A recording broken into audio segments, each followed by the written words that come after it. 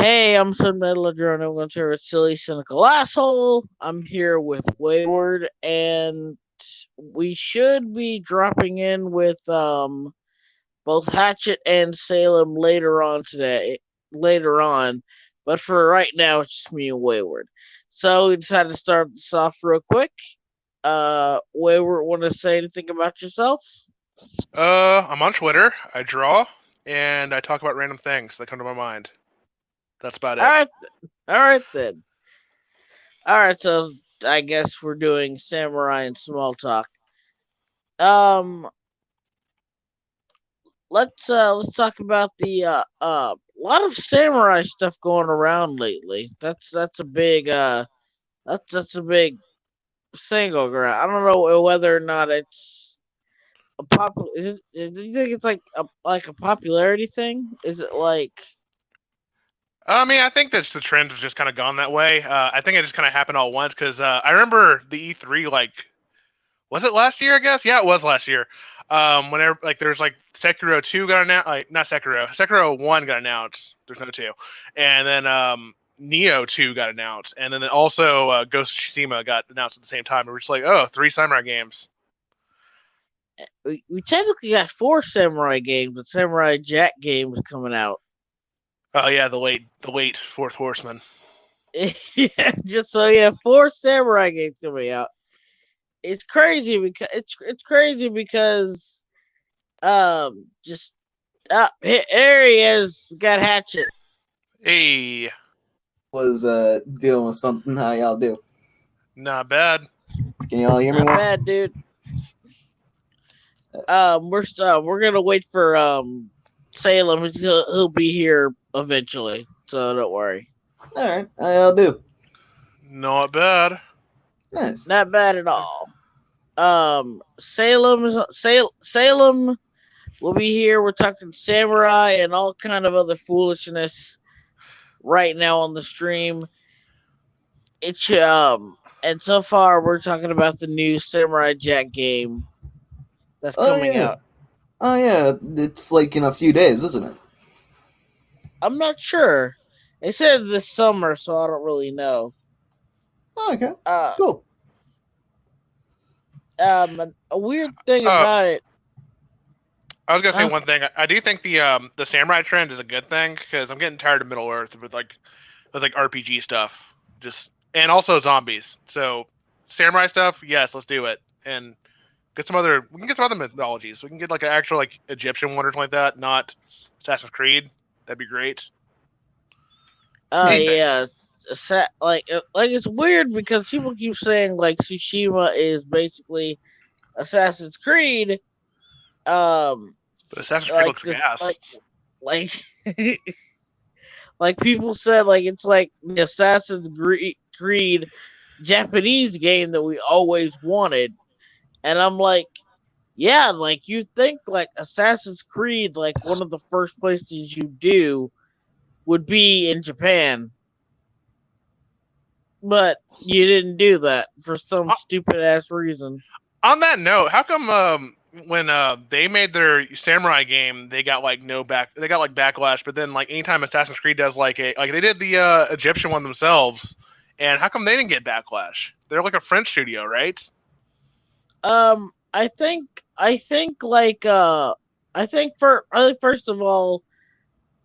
first of all, I don't really adhere to that crowd. People who say, "Oh yeah, appropriation and shit."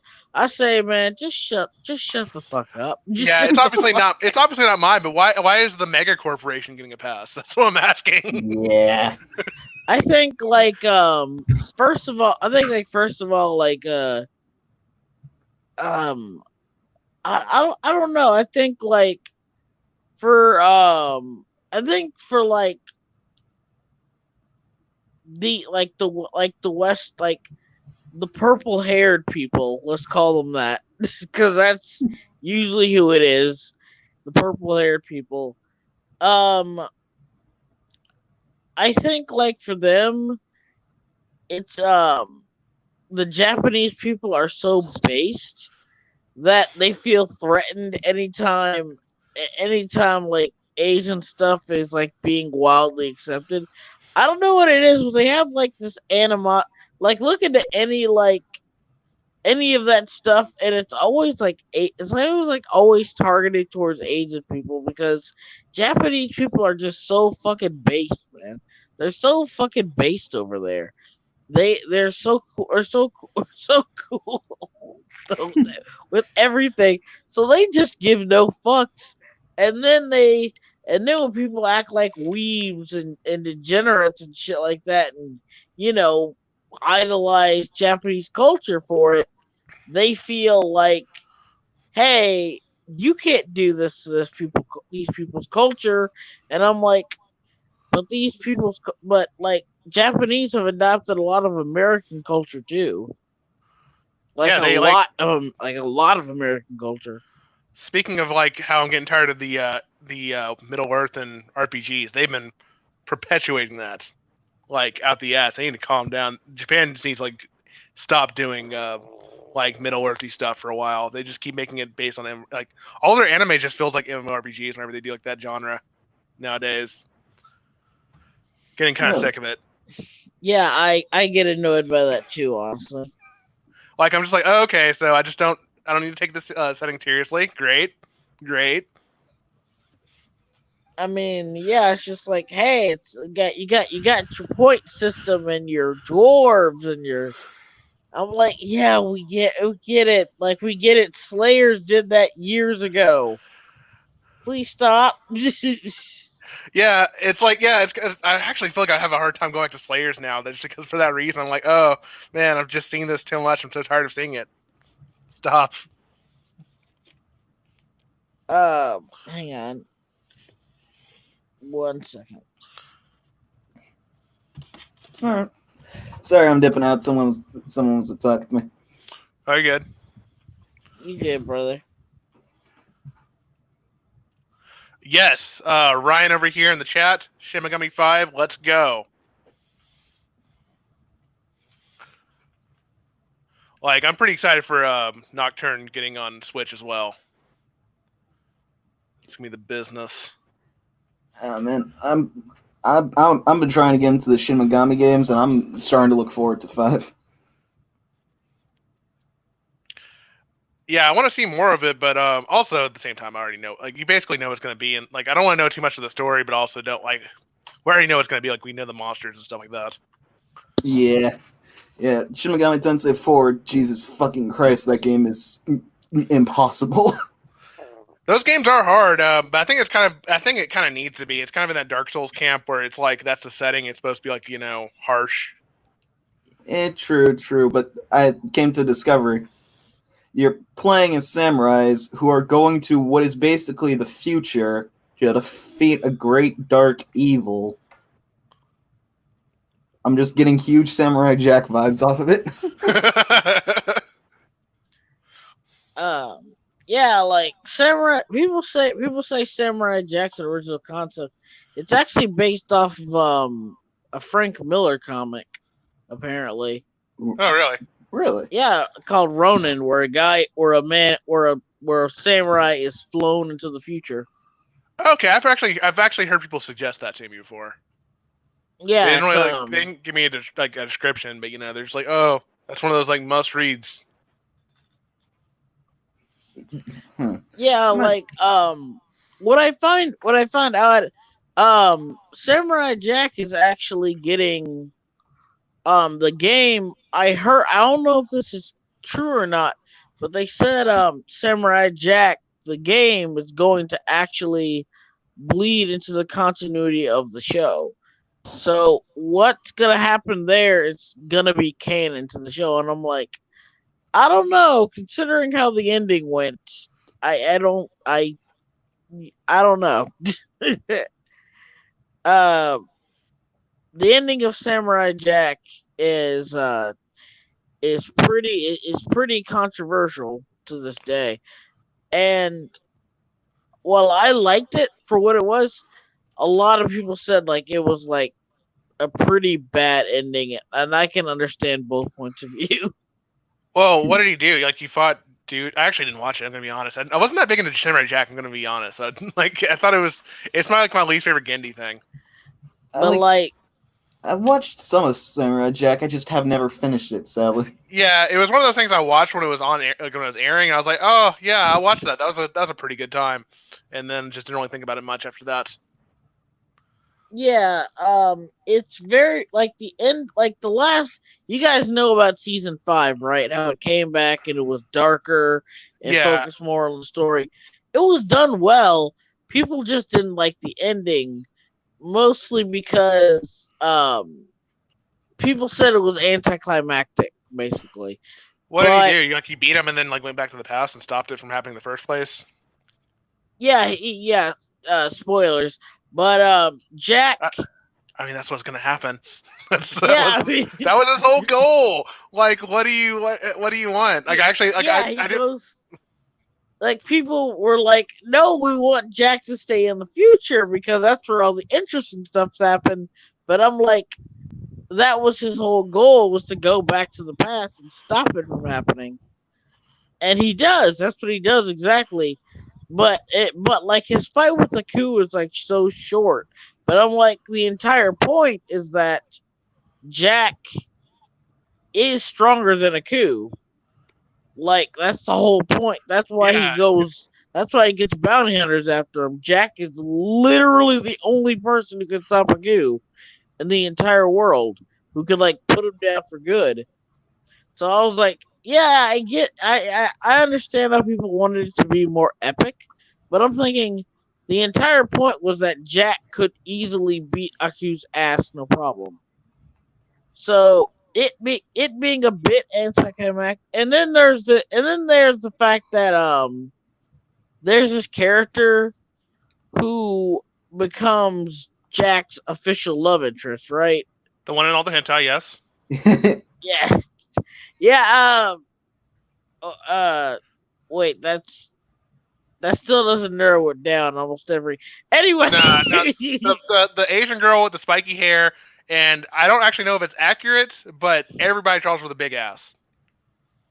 yeah, because after all these years, Gendy still knows what we want. I assumed it was accurate because that seemed like something he would do, but big Yeah, ass. but like, and technically, she's naked for most of the show. Okay, you got my interest now. Let's go.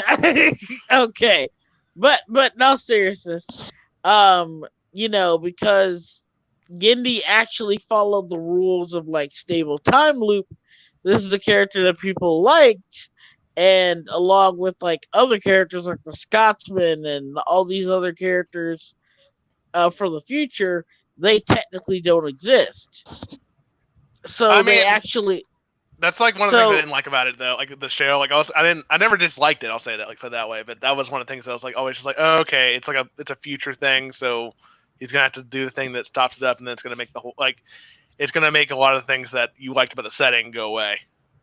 Yeah, and I'm like, yeah, and Ashi like straight up, like it's not even that she vanishes. They're about to get married and everything, and right before they're about to like get married, she vanishes, and now was like, dude, okay, Giddy, that was just a dick move. That was just a dick move, Giddy. I mean, yeah, it's just, I don't know, man. It's just like, I guess it's like, yeah, what you'd expect to happen, but like, I caught the ending of the Samurai Jacks. Just fucking no. Like I said, I didn't. didn't hate it. Like I liked it. I liked what he did with it, but I think like it's very controversial to say that it was good. I don't think that it's like. It wasn't like, bad. I don't think it wasn't bad. I don't think anyone said that it was bad. I think people were just pissed off at the idea rather than like totally enjoyment of the whole ending. Like they were left bitter, kind of. Yeah, it's bittersweet, very bittersweet, and emphasis on the bitter. You know, you got all these people who wanted Ashi, to just live, and you wanted Jack to keep going on his adventures, and I'm like, the dude's been doing this for 50 years. Let him rest. Let him rest, for God's sake. Yeah. Uh, uh um Speaking of rest, I've been trying to stay off Twitter. I've been trying to not do any of that bullshit recently. Um, it's just crazy, man. Like it's just getting worse and worse on there, man. Yeah. And the sad thing is, I really don't think there's really another like an alternative. Really, like people are like, oh, you go on Parlor. It sucks. Parlor Hmm. sucks. Yeah, I heard. Well, it's just like a political platform. So like I'm just like, oh, neat. I don't care. I don't want this because that's like most of the people that go to those type of things. It's like people are trying to like go there for political reasons. So I'm just like, oh, can we talk about anime though, please? Can I horny post, please? May I No. horny Yes. Oh, post? we can't do that here. We can't horny post here. Damn. Can't post an anime nipple. Yeah, God. You guys hear about the Tom King situation? Oh my Uh, god. Uh, is it that Watchman shit? Like yeah, some apparently some guy that's like Jai Lee did a cover for Comicsgate or whatever, and then like Tom King just flew up the handle. And part of it, I'm gonna say on some level, I kind of get the mind space where he's like he did that whole pledge where he's gonna call things out. So this is him putting on his big boy pants and he's gonna call things out. And It but failed. he's oh it failed and he's a piece of shit. Well, like Tom King I mean, apparently like works for the CIA. he used to. He used to work for the CIA. Um, so like right off the bat, here's what happened. Like Jay Lee, did it wasn't even Comicsgate. It was just Dynamite. Cyberfrog.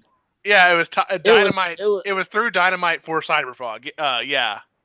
it was for Cyberfrog, and he did this really awesome art for it. And then like apparent, but like here's the thing: he wasn't like super deep into it. Was basically a commission. He Yeah, got no, yeah, paid to like he do got it. paid. He's Yeah, not on social media. He doesn't know anything about what's going on. Yeah. He probably even knew about Cyberfrog because like I've gone to a comic book shop in my area and there's like just a Cyberfrog thing. It's like hell yeah, look at this vintage comic you can buy I for like like $30. I like have a friend who is like who knows his shit about Comicsgate, and from what I can tell, it's just insanity. Like it's nothing like it's not like the most dumbest shit like whatever the fuck Gamergate was with Nita Sarkeesian and shit. Comicsgate is just people who were starting to be lazy turned into doxing and whatever. I yeah. don't know.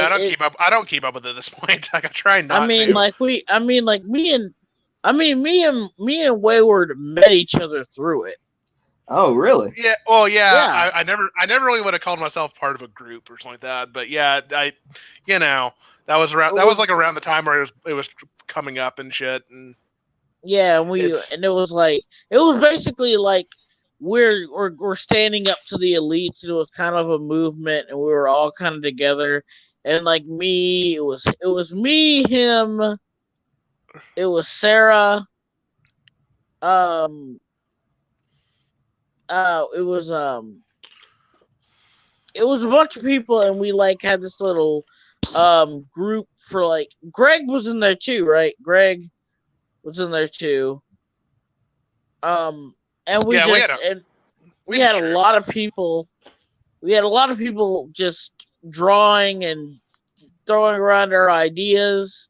We had like this little drawing group thing we do every other week. Um, yeah, so it was starting to be like this little community of people who just wanted good comics, and I think that it's still kind of technically there, but you know, it's just like the higher level stuff quickly spawned into bullshit. Um, the only people I still follow who are like I still follow Nerd Wonder and Weaponized Nerd Rage and just some guy. And that's about it. That's the only like pioneers I still of the whole thing I still follow. Yeah, I mean, a lot of the people are gone. I would say out of like the people who had videos, I think just some guy had really good videos. Like he still does. I mean, I'm not really as into his like his ones where it's like here's this drama thing. I don't really care about it. But like his comic review is really good. And then Mem Headroom's gone too. He doesn't really do that kind of stuff anymore. So I those are see. like my Yeah. I still check in on Zach's too, because he still has some good takes. good point. I still watch him sometimes. I really don't really take his appearance seriously. I agree with like maybe half of the things he says. Like that was even Yeah, then too. That was even then too, because like he'd be like even like things where he'd be like, "Oh yeah, Ghost in the Shell was a good movie. That the new one that came out." I'm like, "Oh no, you're wrong." I mean, like with Zach, like at least like you can. Zach isn't full of bullshit. He's not. He's not full of bullshit. He's actually a pretty reasonable guy for the most part. As far as I know, Zach isn't full of bullshit. Yeah, he just has that big picture thing where it's like this is the bigger part of the bigger picture towards the conspiracy to do this one thing. I'm like, okay. Yeah, he's um yeah, but so we have like so basically like Tom King did all this shit and then he goes on social media and is like, "Oh, apparently I was wrong." And he's like, apparently he didn't know what Comicsgate was, and all that other bullshit. And I'm like, dude, at least admit that you were wrong and apologize. That's all you gotta do. I don't think that Tom King, eh, he's too driven into his ego to actually apologize for that. Oh yeah, he should have actually. It wasn't actually an apology. That's something I didn't like about it. He was like Mitch, like he was like I talked to him, and then I guess, and he didn't like delete his post or anything like that, where he was, giving people bad information about that guy's character. Yeah, I he also just want to. said, I really want to know how many people also bought that Jai Lee cover to spite Tom King to buy his book for him. I bet a lot of people did that. yeah. So now Jay Lee is probably going to look into Comicsgate and look deeper into this shit. Hopefully he doesn't. Hopefully, I pray to God that he doesn't. But for his own sanity. But the whole thing really does come together to show that these elites really will just go for the jugular each and every time, and they don't care about other creators. They don't care about any of the shit. They just want to go for the jugular every single time Yeah, and because like I said, I think part of it's hyped up because he just did that pledge or whatever, and I think part of it's him trying to honor that pledge, but he did in the most horseshit way. Like you really should have gone through the proper channels in this company and be like, "Hey, can I? Is this really what this guy thinks? At least try and look at the like I'm like that's what pisses me off too. Like people, that's people, that's the part that pissed me yeah, off actually. yeah. He said I talked to him. I'm saying, so wait, so you literally made this. You had access to the guy first, and you didn't talk to him first.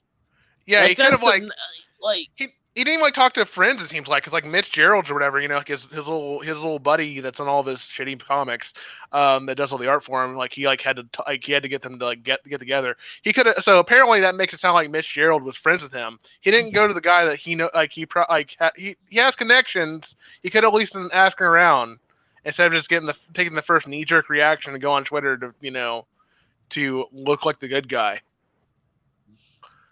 yeah. He tried to like play this off as, oh well, he doesn't know what Comicsgate is, and he's not really a big deal in Comicsgate at all. So basically, he's more along the lines of, okay, this guy isn't pro Comicsgate. That's good news. That's what he got from this. But everybody else is like, dude, you tried to cancel this guy. I You don't know. I tried see to a lot of people. I see a lot of people in his comments where they're all just like, "Oh, good job, good for you, King. You did the right thing." Like on both tweets. I'm like, "Oh, really? You think it's right to just like cancel someone immediately and without looking at things? Because like clearly the second one should make you think about the first one, but apparently a lot of people did not think about that the opposite way at all." I was like, are you serious? Like you didn't do the bare minimum. You didn't talk to him, and it's just I hate elitists. I hate Eric Larson. I hate Gail Simone. I hate Tom King. I really hate Jason Aaron. And honest to God, I really hope they just like fade off because they have not only have they not been giving out good stuff recently, but like how they treat Other not people. only like not only like fans and people who and people who are just consumers, but like how they treat each other. Because I remember one time, it was like this thing that happens every couple of months where people just relentlessly um attack J. Scott Campbell. It happens every few months. It's gonna happen. Yeah, it's gonna happen again whenever they do the next. They decide the next thing is another. This is another 750 issue, and like the people are just like he never learned, he never changed his style. I'm like, bitch, that's what people are paying him for. They're not like they want him to do like you say like he draws the one character. Yeah, everybody wants that one character. They want that as Mary Jane or whatever. That's all they want. Just let them buy their comic book. I hate variant covers. I completely hate variant covers. I think they're a stupid scam. Y'all guys should not support that. Don't buy a comic just because it has Scott Campbell on it. Buy something from a shop. He has like plenty of prints and like figures and stuff. Buy those. Don't buy that. like his stuff. His stuff is legitimately good. But here's the thing. Anytime that happens, you notice how like almost everyone is quiet. Every pro is quiet. This is a guy who's worked with Marvel for decades, who's like a good chunk of the reason why people even still buy the books, because his art is so good. The only person I think like who comes close to like his longevity and like art on Marvel books is probably consistently anyway, is Humberto Ramos. I think to Ramos's credit, he still does interiors. That's one thing. Yeah. That's one thing I don't like about Scott Campbell nowadays. I'm like, can you do an interior art for me, please? Just a little bit. Just do like one issue, please. He did. I think the last interior he did was Mystique. Was that the last one he did? Did he do one like for that one like Black Label thing they were doing for? I don't know. It's hard to keep up with Marvel. Marvel's impossible to keep up with. Yeah, he definitely did Mystique. Here he is. Here he is. Everyone's favorite drunk vampire. Hey. Hey, Salem. Hello. Hey, how are you guys doing? Not bad. Nothing. Not bad, dude. Just had some Five Guys burgers and fries. Oh hell yeah! All right. That big old greasy burger. Well, actually, mine wasn't all too greasy, and I must say their burgers go very well with A1 steak sauce. Be sure you get that on your burger when you go there next time. You see, the thing about burgers is you can like I don't like my burgers really all that wet. I'll just take some cheese and some pickles and some sort of sauce, and I'm good. I really don't like my burgers. Oh, typically I'm on the same page as you, but there's something about A1 and the seasoning that Five Guys puts on their burgers. It's just a really good combo.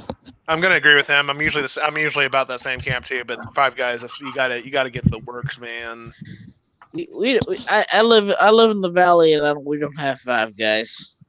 So I've been to like a Tennessee that had a few of them before, and here's how I put it: it goes Steak and Shake, then Five Guys, then Carl's Jr., then all the way down it's Burger King. no one likes Burger King. Burger Nobody. King. It's an yes. insult to burgers that they hold the name Burger King. It is. It really is, though. Now here, let me tell you, gentlemen, about the world's greatest burger. Are you ready? Sure. Why not? Okay. So where I was living at during college, there was this bar that I would always go to. It had my favorite burger of all time called the Big Bambino.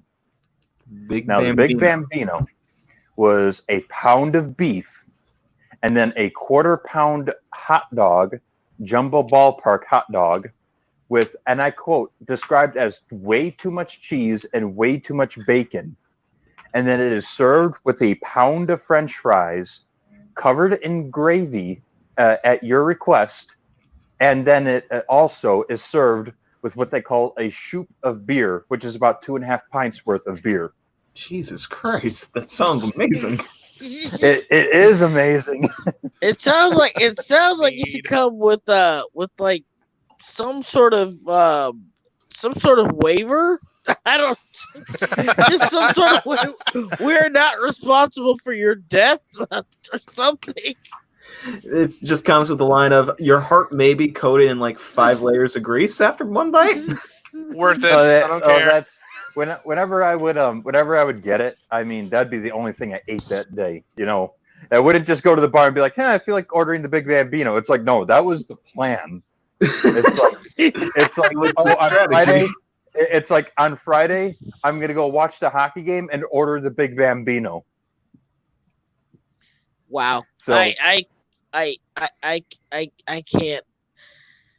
I want to try it, but like at the same time, I want to live past 50. well, you don't have to eat the whole thing at once. I mean, there were some times when I would get it late at night, and I would just eat a quarter of it or about half of it, and then I would have lunch for the next day. You know. Yeah, I get that, but like Salem, I really want to live past 50. All right, so food talk is done. What have we discussed tonight? Samurai and Comicsgate.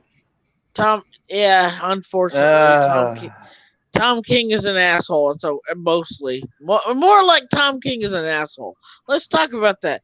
Tom King is an asshole. I've been seeing that Ethan dude in the comments, and he probably is laughing at Tom King's face right now. Yeah, you got Tom King. I didn't at first Tom King is. It's weird because Tom, when Tom, he'll probably pop rep in a minute. Tom is very much not. He's a very peculiar writer because when he does like simple stories, he's not that bad. He's not that bad when he does like simple stories. But when he tries to be, there he is. But when Tom King tries to be serious, when he tries to be quote unquote complex, it really, really falls apart really quickly. Somebody at some point in his time, somebody told Tom King that he was a really good writer, and that really got to his head. That's how he comes off to me. Yeah. Because like I said, like he's like Jordan Peele. Like he made something decent, but then people said you're amazing. You can do whatever you want. And I'm like, what you did was okay, but you shouldn't be getting all this praise. People said like his Mr. Miracle run was good, and I'm like, the first half was okay, but then like the first half was interesting, second half was garbage, just unadulterated garbage. I think the first problem is like it was like 12 issues. It had no business being 12 issues. It could have done. It probably could have handled its business in 3 issues. Yeah, But he it's does like just- those. He does those 9 issues. There's 9 panels of like nothing happening for like the entire book.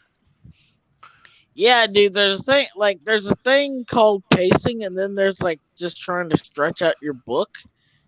And I don't know. I think he's like he really needs to get into film. I think that's what he really needs. I feel like he'd be a little bit more bearable because like a lot of the shots he'll write for, and I feel like those have to be written by him because like he's like I can't imagine like the he'll get like various different artists who are all trying to do the 9 panel. I even read like a Teen Titans book from like 2015 where he was still doing the 9 panels of edgy garbage going on. yeah, I'll be right back. yeah. Sure, dude. I still I remember like when he where he tried to subvert expectations, and he tried to make Atlas and Allfather the actual bad guys, and I'm like, that doesn't make any sense. Like, why did you? And then you got Scott, and he has him and Barbara have a kid, right? Barbara have a kid, and then Darkseid wants the kid for some whatever reason, and it's like, I'll give you the anti-life equation for it. And I'm like, what the heck are you? What the heck's going on? Are you just throwing shit at a dartboard and seeing what happens? He writes for Shock Factor. He writes. Burning Exeter just said something. I will say, if you're going to compare, Jordan Peele at least isn't a giant asshole like Tom. That's something I don't like about the comic. Like, I really hate about comics right now. Like, why is the comic industry like they're all divas? I hate it. Yeah. Even like the indie crowd. It'd be nice if people were to focus more so on the art of making a comic rather than the high school drama they try to make around it. Yeah, it's frustrating. It's my favorite meeting him, and they just keep doing this. I miss the days where drama was usually kind of like mafia drama, where it's just a lot of behind the scenes stuff, but it was still business stuff too. But they would take jabs at each other whenever there was public stuff. Who was it? It was John Byrne and it was Chris Claremont, and those two would always poke fun at each other, but they would never be they would never make a big deal out of the drama. That's true. I actually don't know what the deals between he didn't like Byrne. I know Byrne and Claremont didn't get along very well. Even I think their stuff together was the best parts of X-Men. Yeah, their stuff, his stuff with both of their stuff is really good, but I think they had such classing views of what it should be, but ironically it kind of worked. They kind of worked off each other really well, but apparently they couldn't stand each other. Apparently, that's funny. It's kind of funny when people talk about. Sorry, go ahead. I was gonna say it's kind of like people always say when they talk about the new Teen Titans, it's kind of like if Marv Wolfman and George Perez hate each other. Yeah, when Perez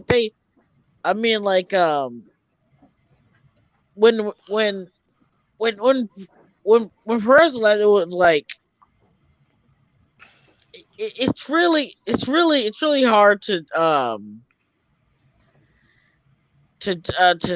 see it's really hard just to see raw passion put into a project and show that that two individuals who are completely opposites can still turn out something really good.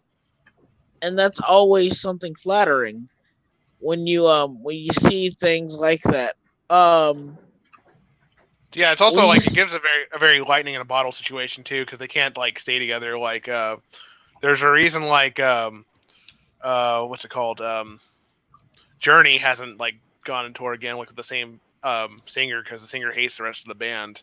So kind of like they were really great together, but then they can't. It just can't stay like that. They did. It was I just like well, what happened.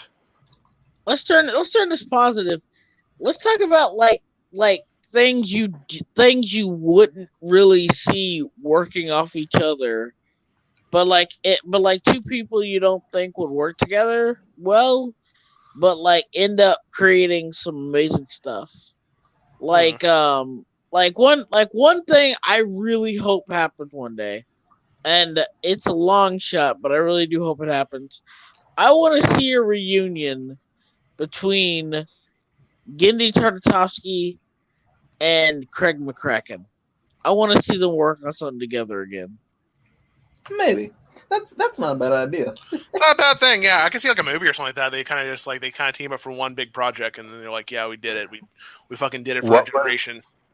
what was the fallout between them again? There is no fallout. They just grew apart.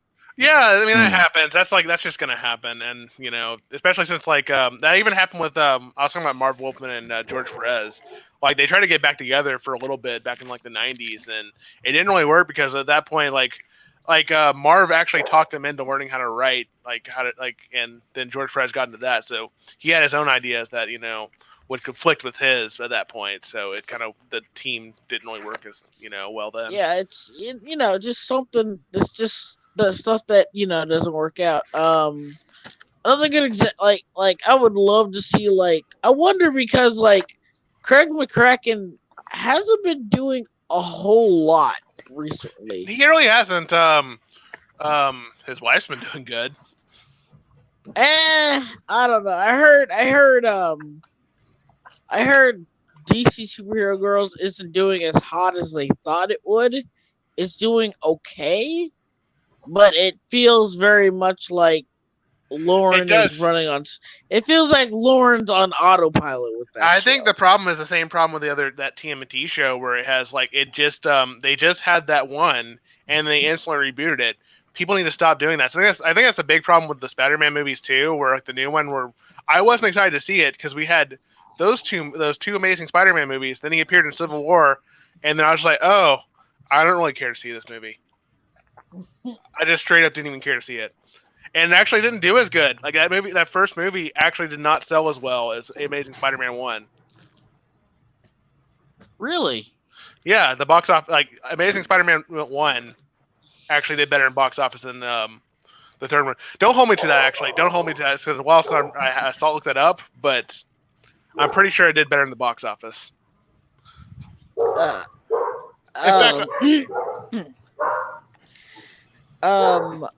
would say a big reason for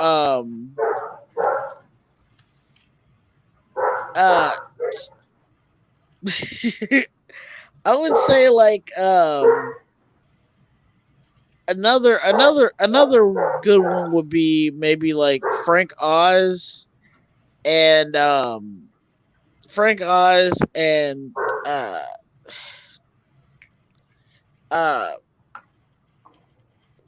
forgot what. You mean you're talking about shit? I'm doing it. The guy that made the Muppets, Jim Henson.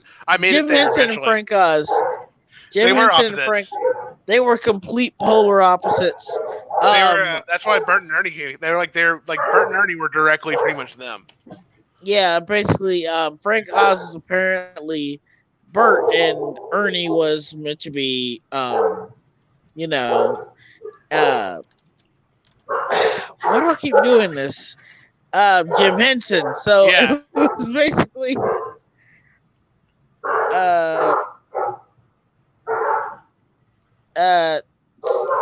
Salem, is that you? With the dogs, yeah. Real quick interjection. Yeah. I'm gonna jump in here and say, No, it didn't. Amazing Spider-Man actually did. It's pretty close though. It must have snuck in at the end or something like that.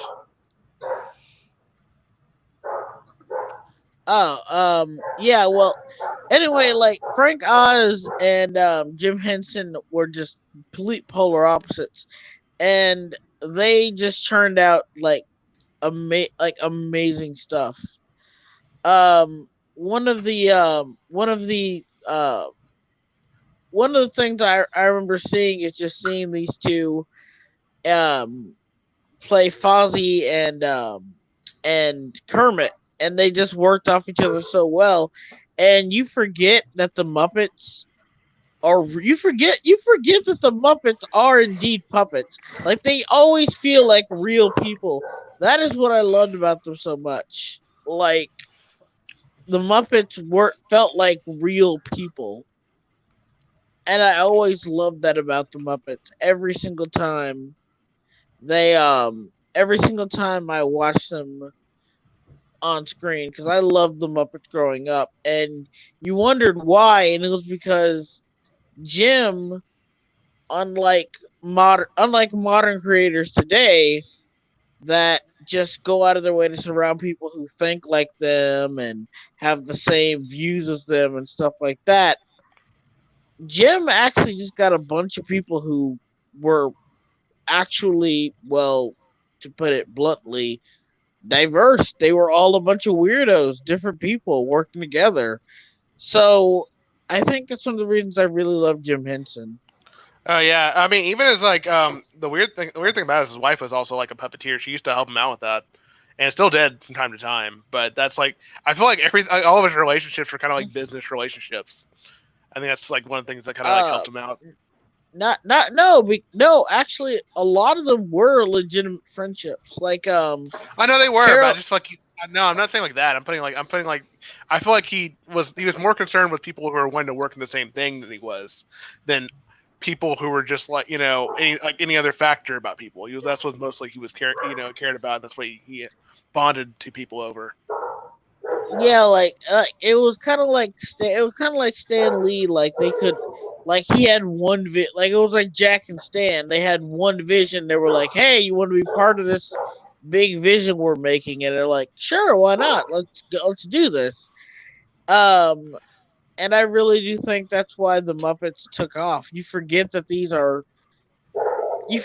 Muppets are you forget that the Muppets aren't real people because they feel so real somehow, but also not real. I know that sounds stupid, but it's one of the reasons I love them. I loved them as a kid. I loved them growing up, and I remember watching the Muppets movie for the first time, and I'm watching it and I'm thinking, wow, there's just like so much passion put into this. There's like so much raw energy put into this. The Muppets one's amazing. It's a very good. It's also kind of like it's kind of the meta story of how he got together the Muppets show, in a way too. Yeah. You watched the documentary that it's on YouTube. I can't think of what the channel's called right now because I can't remember any names of anything ever. What are they called? The people that usually do the theme park stuff, but they did a big Jim Henson review. Oh yeah, I think I saw that one. I think I know what you're talking about anyway. It's really good. Defunct Land. Yeah, Highly recommend. Yeah, highly recommend that. It's a really good documentary about the whole thing. Gave me a great appreciation. On the same topic though, where it's about the people who are very opposites. Stan Lee and Steve Ditko were big. I think the melding of those two people is the only way that Spider-Man could have existed the way he was. Yeah, guys. Like, here's the thing. Ditko's one of my favorite writers because he's so weird and integral and very. Oh, sorry. And if you guys get bored, it's fine. this is a very chill stream. We might do something a little more crazy next time. Fun. Yeah, you're fine. I'm having a good What- time. What brought up that comment? I don't know. It just feels very mellow, and I didn't want to like bore anybody or anything. Usually, you're fine. It's better Yeah. than people screaming and yelling all the time. Exactly. Mm-hmm. yeah. I just I'm like I said, I'm tired. I didn't sleep well. I haven't been sleeping well for the past few days, honestly. And I'm trying to get that under control, so I'm not my usual high energy self. I That's okay. I sent you something to give you a laugh. I'm going to see that in a minute. Jim Henson really was one of a kind, pretty extra. Going off Yeah, his he really did he really was amazing. I remember this guy was such an inspiration that Carol Spinney, who also died last year unfortunately, he played Big Bird and Oscar the Grouch. He created those two characters. Carol Spinney, he was also another like really good friend of Jim and Frank. that scene where they're at the funeral and like Big Bird comes out and does Yeah, the he song. actually Oh, this is the guy who actually dressed as a puppet and sung "It's Okay, it's not easy being green," and it's taken. I know you laugh. Oh my god! Watching you it like watch actually happening, it's like I never cried from like anything, like from like that's not like happening to me or something like that. I But cried. I came the closest I ever. I could feel like the eyes like welling up. I was like, oh no. like Hey, Slim. every Slim, Yeah. what I just sent you is going to make you cry. what? Oh my god. Okay. But here's the thing, like you watch it and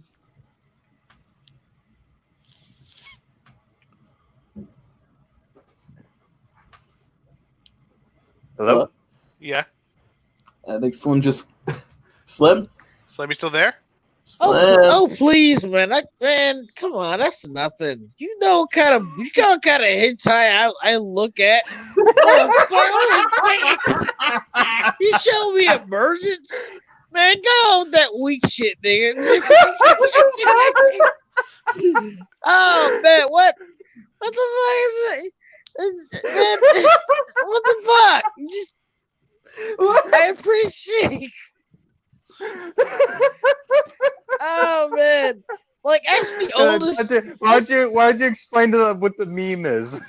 I'm confused. Well, there's like it's the emerge. You guys know like the hint. Like, okay, first of all, how versed are you in hentai? Which one is it? That's- The one? Is that the one with the glasses girl? Yeah, no, the not last- that one. No. I like, never have read it. I never have read it. I'm just gonna point it out there. I never have read it. I don't like sad hentai. That's the part I'm like, oh I skimmed through it and it looked fucking depressing.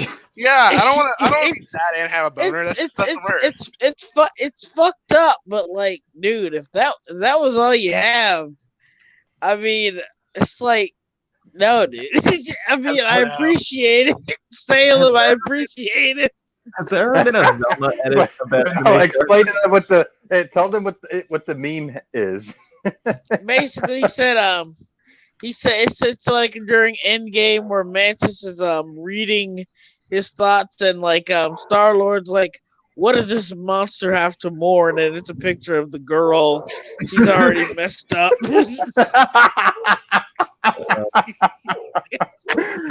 No, it's not the worst hentai I've seen. That's just My because- daughter Gamora had gone through quite a bit. The soul stone was not cheap. Just put it that way. It was not cheap. She did what she had to. Oh my But God, any- Thanos! Thanos is more evil to do that than to kill his daughter. I mean, I would. Oh. I mean, like, I'll come back to that because I got something I want to talk about later. But like, Hatchet, let's get like seriously, Hatchet. You say that now, you think like Big Bird going out on stage and singing "It Ain't Easy to Being Green" on a funeral would be silly, but like you can hear Carol Spinney almost crying. Oh my God, it's hard. Like he is really trying hard to keep the Big Bird voice. And again, like, and at first I thought, okay, this is gonna be like a little silly thing to like lift everybody's spirits, but no, it's taken really freaking seriously. Jesus And Christ.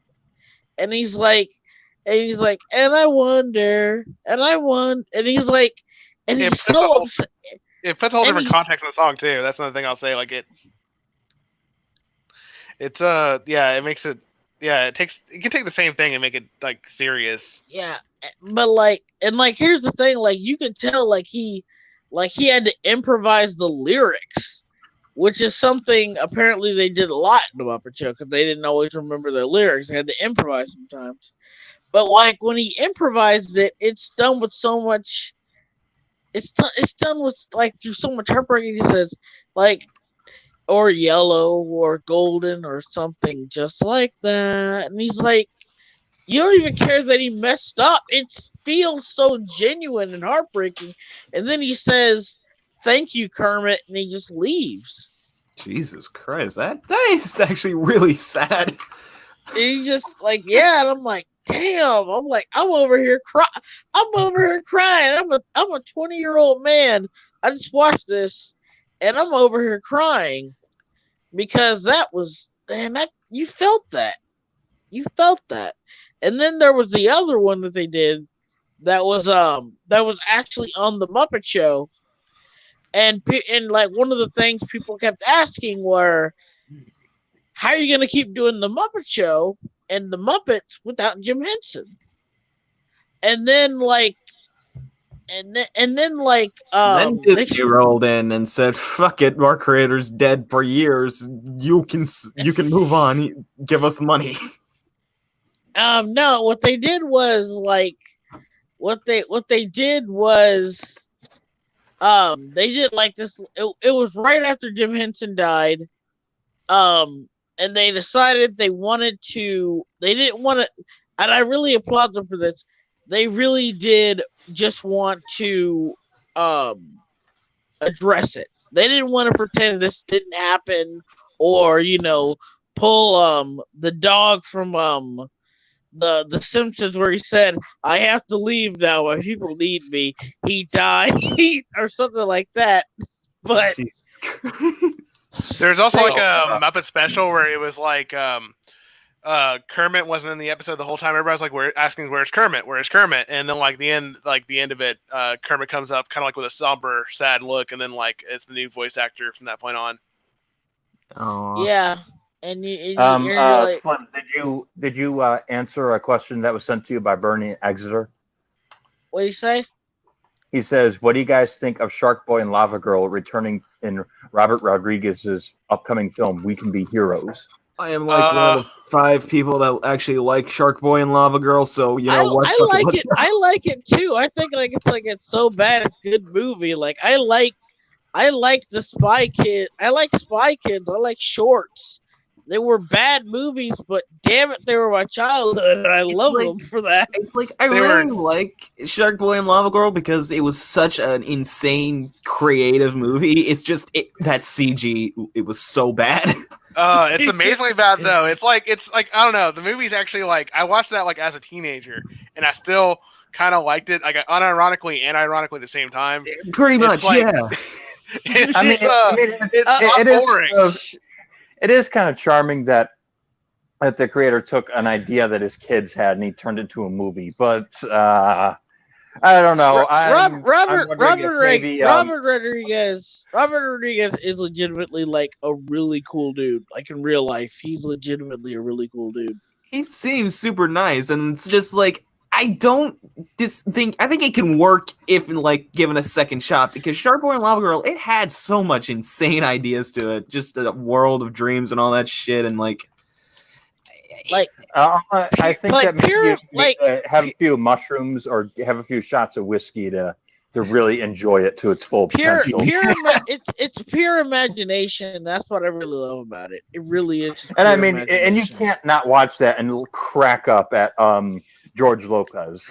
oh, the Yeah, 'cause, giant George CG, Lopez George was the best part of the movie, and now Shark Boy's rap is now officially a meme. So we got that.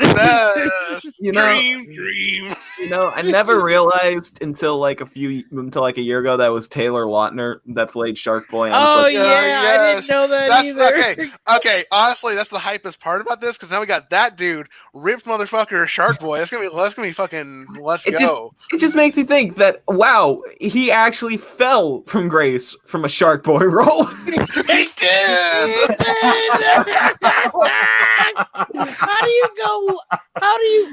How do you do that? Like Buddy, stay Shark on Boy, game. Shark Boy and Lava Girl was the highlight of your career.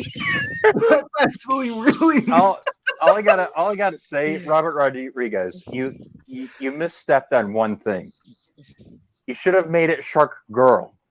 I still need my Shark Girl fix, and I still haven't gotten it. There's actually a Shark Girl in Marvel. Look her up. Her name's Shark Girl, and she's like a Marvel character. She's a mutant, and she's relatively new. I'm talking about like the Chan kind of characters, Slim. I need that kind of fix. Oh, you could. You do realize that there's an anime girl for everything, right? I would hope so, but I mean, I still haven't found Stop Sign Chan, so. You know what?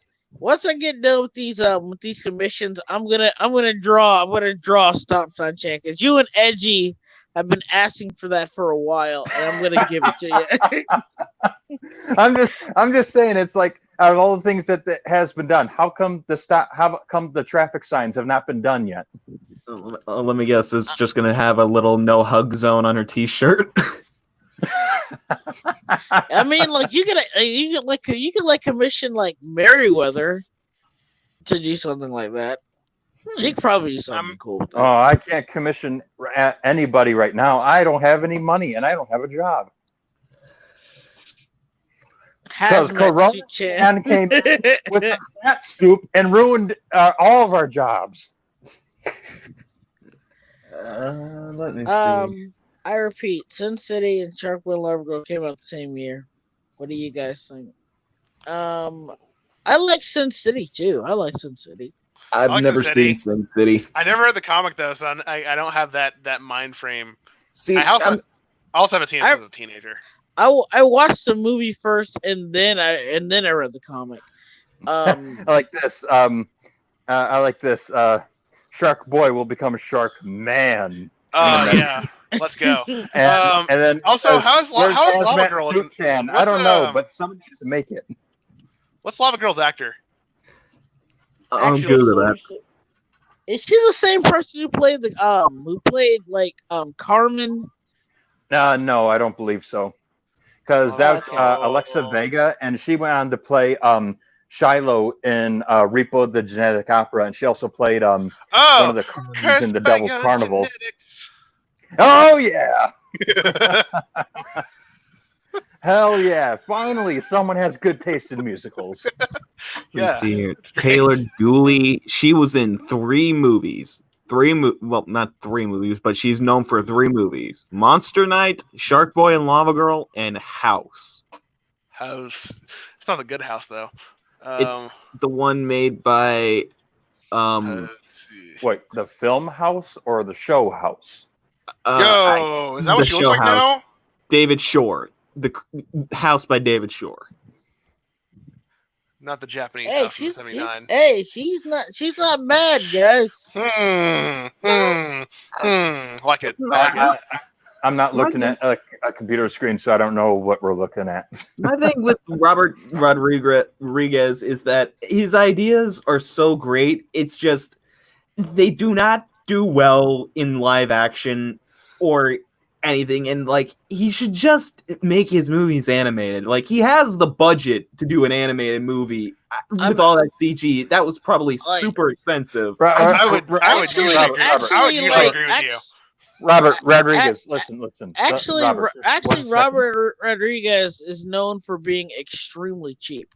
Wait, Like, really? that's his whole style. Yeah, he's known for being really, really cheap, and he does a lot of that stuff on his own. So all like the CGI, the writing, the directing, the camera work, a lot of it is done on his own. That's okay. Okay, Hey. you know what? Take that criticism away, because now I'm impressed. It's just I know a lot of his work. It serves better if it was fully animated, but if he can do all that on his own, that's a talented man right there. Hey, Yeah, Robert, dude, you're you know, listening. dude, do you know who his best friend is? Actually, I don't. Who is his best friend? His best friend is Quentin Tarantino. What?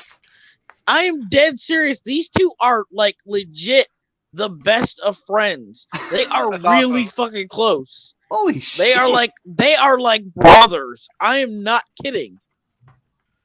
Okay. Oh my God! And that means, holy crap! Okay, Mr. Rodriguez and Tarantino, please.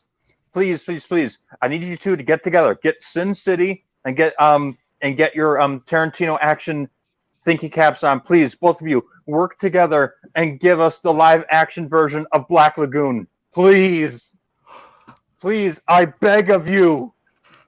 Hang on Oh, one yeah, second. you I did gotta do fucking Dusk something. Till Dawn. How did I forget about Dusk Till Dawn? Of course he's friends with fucking Quentin Tarantino. I forgot he did Dusk Till Dawn. Shit. Please, Mr. Tarantino and Mr. Rodriguez, just fulfill my dream, please. Samuel L. Jackson, he's only got a few more years where he can do action roles. I want to see Samuel L. Jackson as Dutch. You can still put Samuel Jackson into an action role when he's past his prime. And you want to know how? How? Mech suits. Make him a mech suit. Damn it. That'd be dope. I just want to see more mech movies. Actually, honestly, Pacific Rim should have been the start of a trend. I mean, you got Pacific Rim 2, and I hear that was shit. That's generally what I heard, and I was like, oh, I didn't watch it. So I was like, okay, Isn't it a shame that everything John Boyega tries to get into just turns to shit recently? right? Yeah, I actually think he should be getting better. Yeah, he deserves a better movie. I think he was like the only thing that was like making me kind of like Force Awakens. And actually, I still argue that the scenes in other movie, the Last Jedi, he was actually those were the best parts too. It was It wasn't the comic relief. You're talking about John. yeah, John Boyega. Yeah, but we're Oh, yeah, talking he's- about how it's unfortunate that it's like that all the movies he's been in recently have all turned to shit. Like Pacific Rim and then Star Wars. It's just he deserves so much better. Yeah, he's a really good actor. I've seen him in other stuff. He's good. It's like the first Star Wars movie was a good role for him. It's just a lot of the other shit. It's usually because he's teaming up with some hack fraud. Right? Yeah, exactly. He needs a better agent, basically. Yes. Yes. Well, We got the agent he picked is smart because he's picking the movies that will make him money. It's just Yes, I know he's gotta be like he's actually gotta be sad at this point. Really, he can buy all the gun. He also buys Gundam models, so he's already like, yeah, that's cool. Yeah, I agree with Ryan was- Elite E Gaga. Here, Rogue One is probably the best out of the new trilogy. It probably is, but I still don't like it. I think- kind of I like think- it. I especially like K2SO. That's You the are only thing- being rescued. Congratulations. He was the Or only thing I not liked. being Yeah, I liked. rescued. I like. Do He not was the only thing I- resist. he was like the only part of it that I really liked. Like Donnie Yen.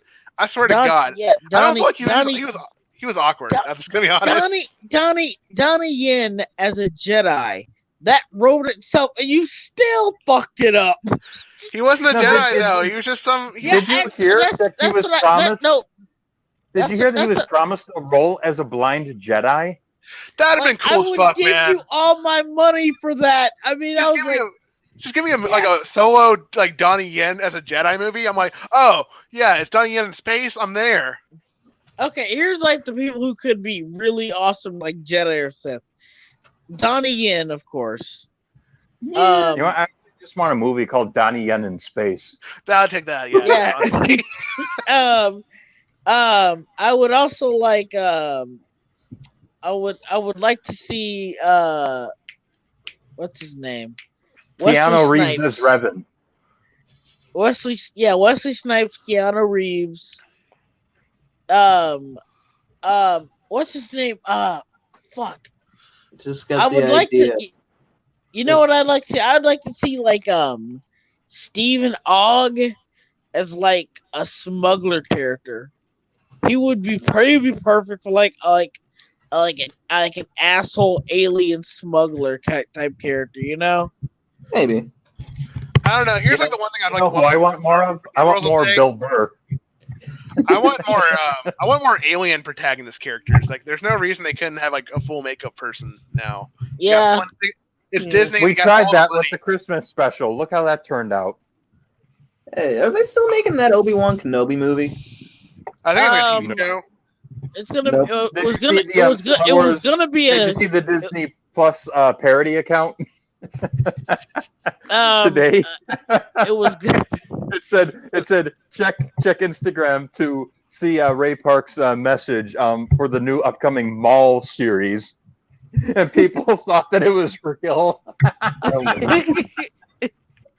And I'm like, I mean, like, yeah, I would. I mean, like, just watch, like they were like, it's been delayed. The Obi-Wan series has been delayed due to Kathleen Kennedy having, quote unquote, creative differences with this with it. So. Oh yeah, I also wanted to see the speaking of creative differences. They had like the people from the Lego Movie working on Han Solo originally. That would have been awesome. Oh yeah, did you guys hear the rumor that robot that nobody liked was actually a parody of Kathleen Kennedy? Oh my God! Yes, I Makes heard sense about now, that. doesn't it? I heard that. I heard she was supposed to be a complete parody because like they kind of did the same thing with Wild Style in the first Lego movie where they made like her like a parody of the no nonsense character who's like cold and always serious, but you just got but she was a parody of that like archetype, right? They said they made her a parody of SJWs like intentionally, and that was a big reason why she got rid of them. And I'm thinking, oh my God, that kind of makes a lot of sense. BPD. Yeah, and it's funny because all the articles are written after that film were saying how much the I keep forgetting the robot's name, but the robot was the best character. I'm like, I don't think you're supposed to take that as a win, guys.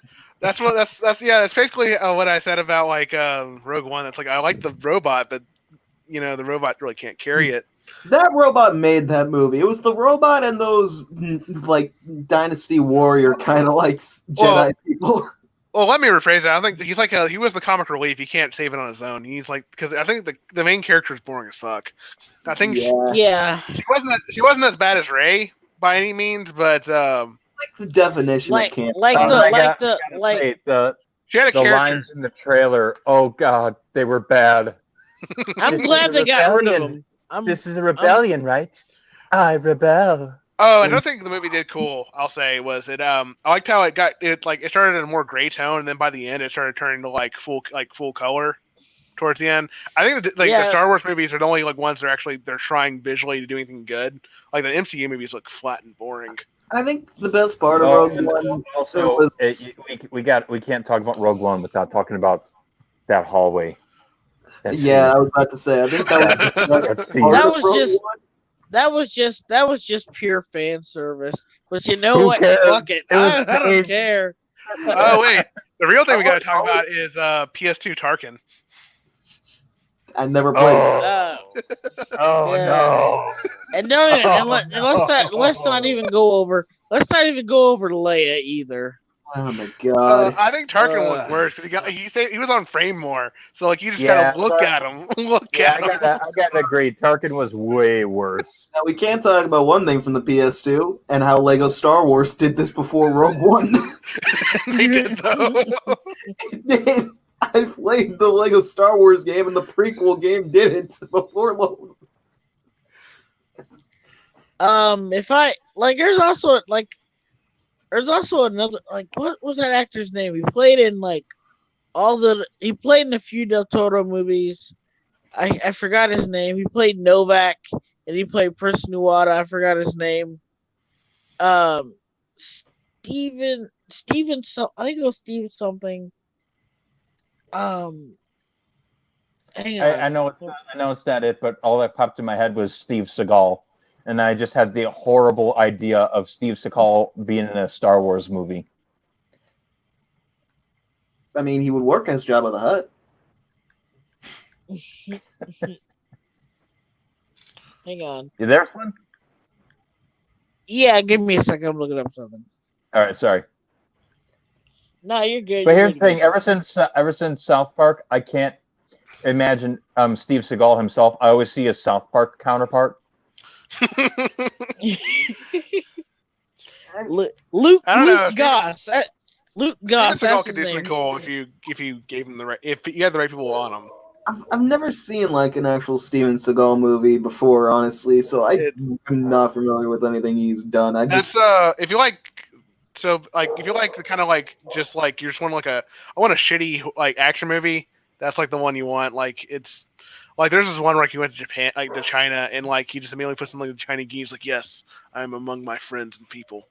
So like he's like the definition of like a schlock king almost. Yes, he's Yeah. the schlock guy. Like if you're like a schlock '80s like action movie, that's the guy. I Like still he's prefer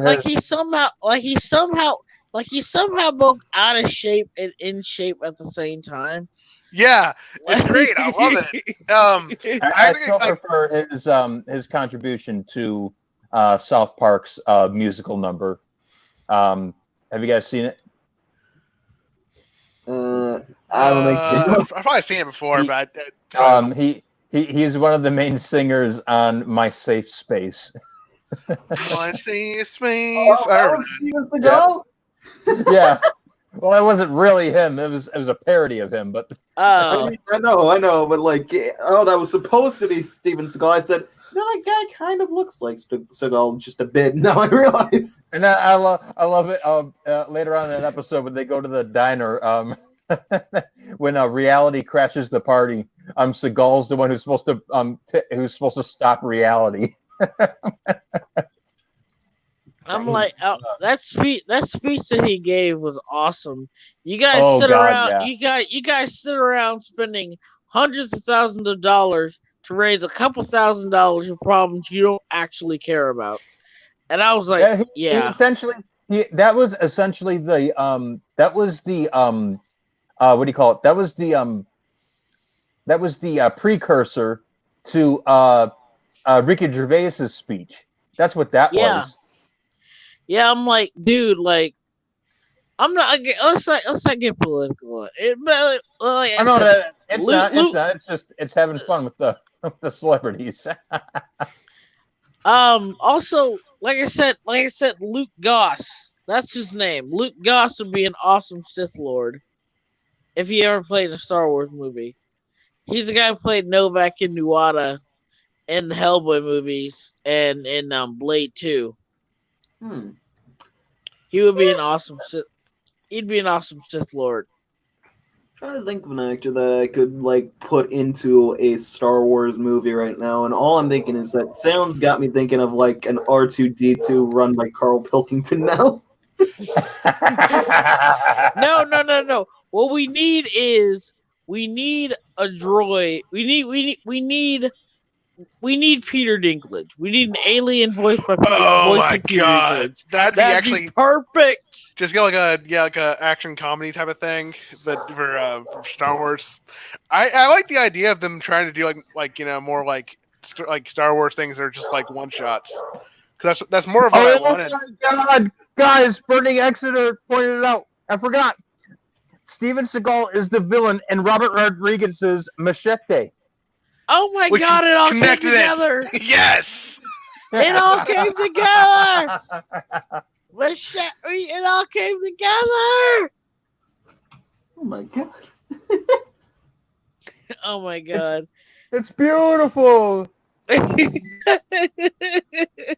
Slim, great. Hey, yo, I think I have to head off. My people are calling my name, and I think I'm gonna have to step away from the computer for a bit. So, It's been fun, All right. folks. Talk to y'all later. No problem, Good dude. talking to you, man. Peace. Peace out. We but like, yeah, that is cool. What do you guys think of best movie for me? Robert Rodriguez, is like Once Upon a Time in Mexico is still like his best movie for me. I like Machete, but like it's very much over the top fun. That's all it really is. Machete's just over the top fun. Um, and I love the Spy Kids movies.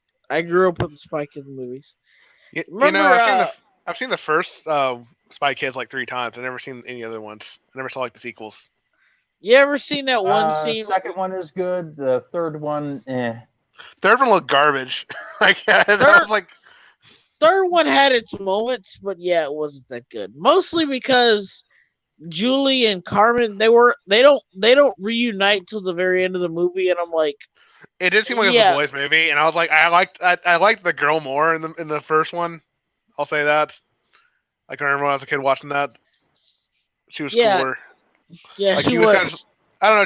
He was like the dorky one. He was like the dorky one of the pair. So like Yeah, they don't team back up to like almost near the end of the movie.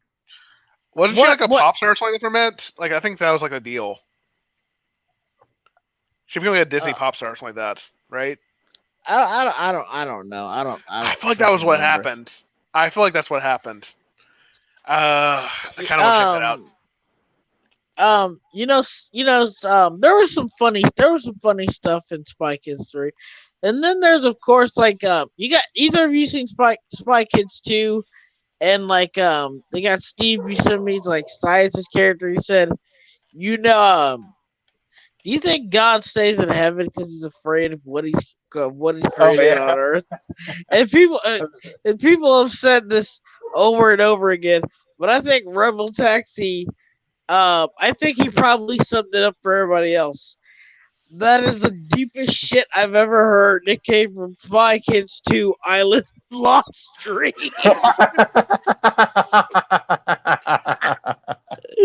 I'm like, that is the deepest shit you've ever heard. And it came from Spy Kids 2 Island of Lost Dreams. Oh my I god. love it. I love it that I love the line right after that. You remember the line right after it? I forgot what happened. He says, "Stop looking at me like that. I'm not a loon." She was the one in Repo. The Spy. Sorry, I was looking at the Spy Kids stuff. The Spy Kids girl, she was the one that was in Repo. Yeah, that's what I said. Alex Vega. So was she also the Lava Girl? No, no. she was. That's somebody else. Okay. She was also in another horror musical called The Devil's Carnival. Huh. Haven't heard that one. Another one of my favorites. I'm gonna check that one out. Speaking of Devil's Buscemi, Carnival.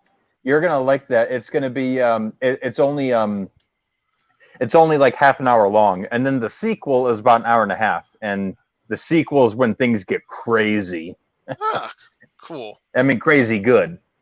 Hell yeah. Oh, of course.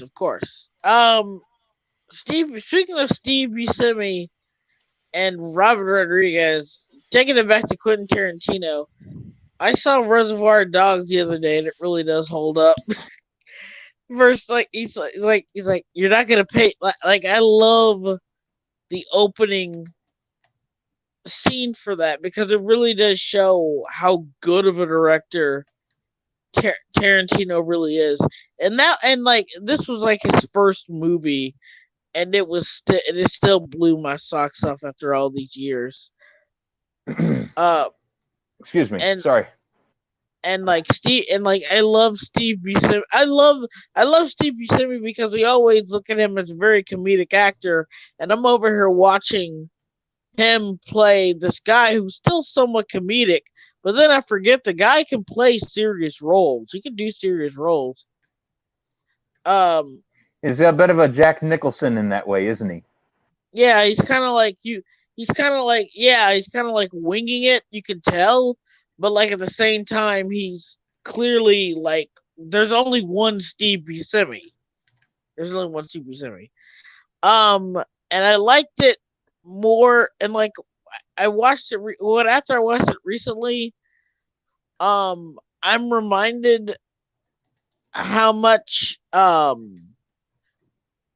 like the like how it turned from how like the twist in the middle was handled, and like how it completely changed the perspective of the story.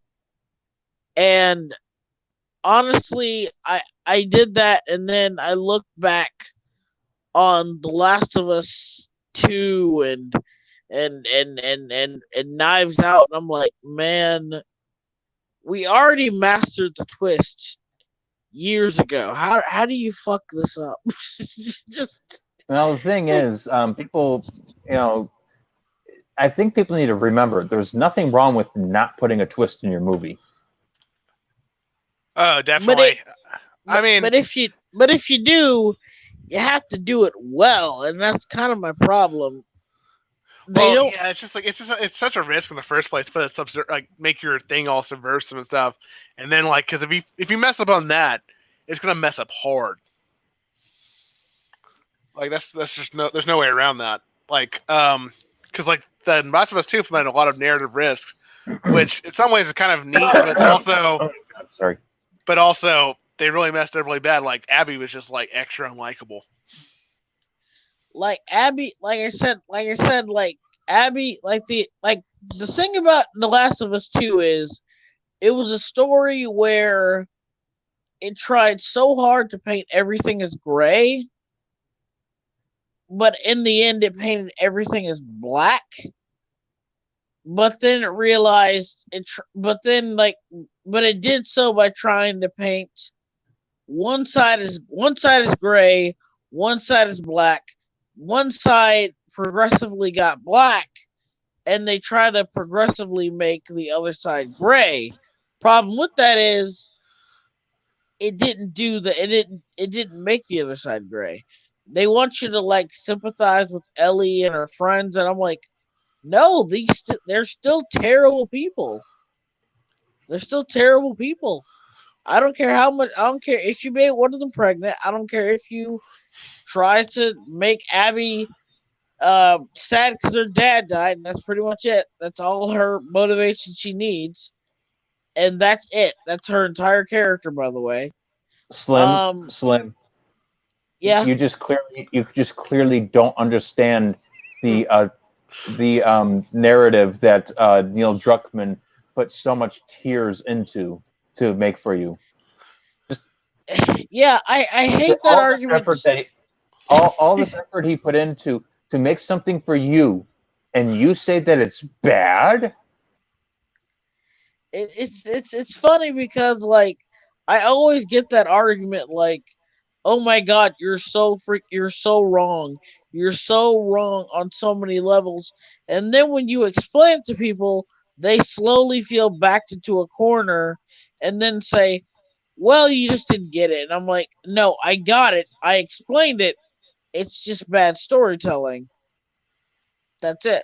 I did the same thing. Like I did the same thing with the idiots who are now apparent troglodytes going around with Korra now because Avatar is back on Netflix, and I'm just oh my god, I hate it. I just have it muted right now. Like I'm gonna be honest, I just like it's been painful. Just been like just to see the same from like, oh man, all you guys hate Korra and you hated Katara. What does that say about you? I'm like, who the fuck are you talking about? We all like Katara. What do you We love Katara. What are you talking about? Yeah. She was like one of the best characters in the show. People love Toph. Do you know how big Toph's fan base is? Well, I think there's the thing they're trying to say. They're trying to make it like a woman of color thing. And I'm just like, no, because no, you're first off, you're fucking like you're probably like 15. The people are saying Yeah. people are saying this like they're probably like 15, so they're probably like coming with their own preconceived notions that like I don't understand where they got the Katara thing. That's I actually want to know. I really want to know.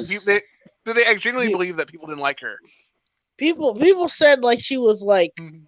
a bit bossy, but like yeah, that's just part of her character. But outside of that, no one hated Katara. No. No one hated Katara. So I mean, I can understand if somebody said, "Oh well, I don't like that she's bossy. I think she's a little too preachy. She's a bit of a hypocrite." And I'm like, "Yeah, that is some gripes." But I've never heard someone say, "I despise her character." I've never seen that. Never And seen like it. I was like knee deep in the fandom when the show was airing. That's like I want to throw that out there. So like I feel like I actually will say like I don't think she was. I really ever I heard her brought up as her favorite character, but I never heard anybody say they dislike her. Let's put it that way. You guys remember what it used to be like when you could like a character for the character's sake, and not because of any certain features or attributes? That was amazing times. Well, even if they did, it was DeviantArt. I was on DeviantArt back then, and we all understood. Oh, you're horny for that? Cool. Actually, I'll say that it's kind of still like that over there. People are just kind of horny over there. I mean, like it's. I mean, like here's the thing. I got into an argument and I stopped myself and I said, "No, I'm not doing this because these people are idiots." But like they said, "But how is Cora? How is Cora a terrible person? She's not a terrible person." I'm like, she is legit a terrible avatar and a terrible person. I said, but she gets development in season 4. I said she's a little less arrogant by season 4.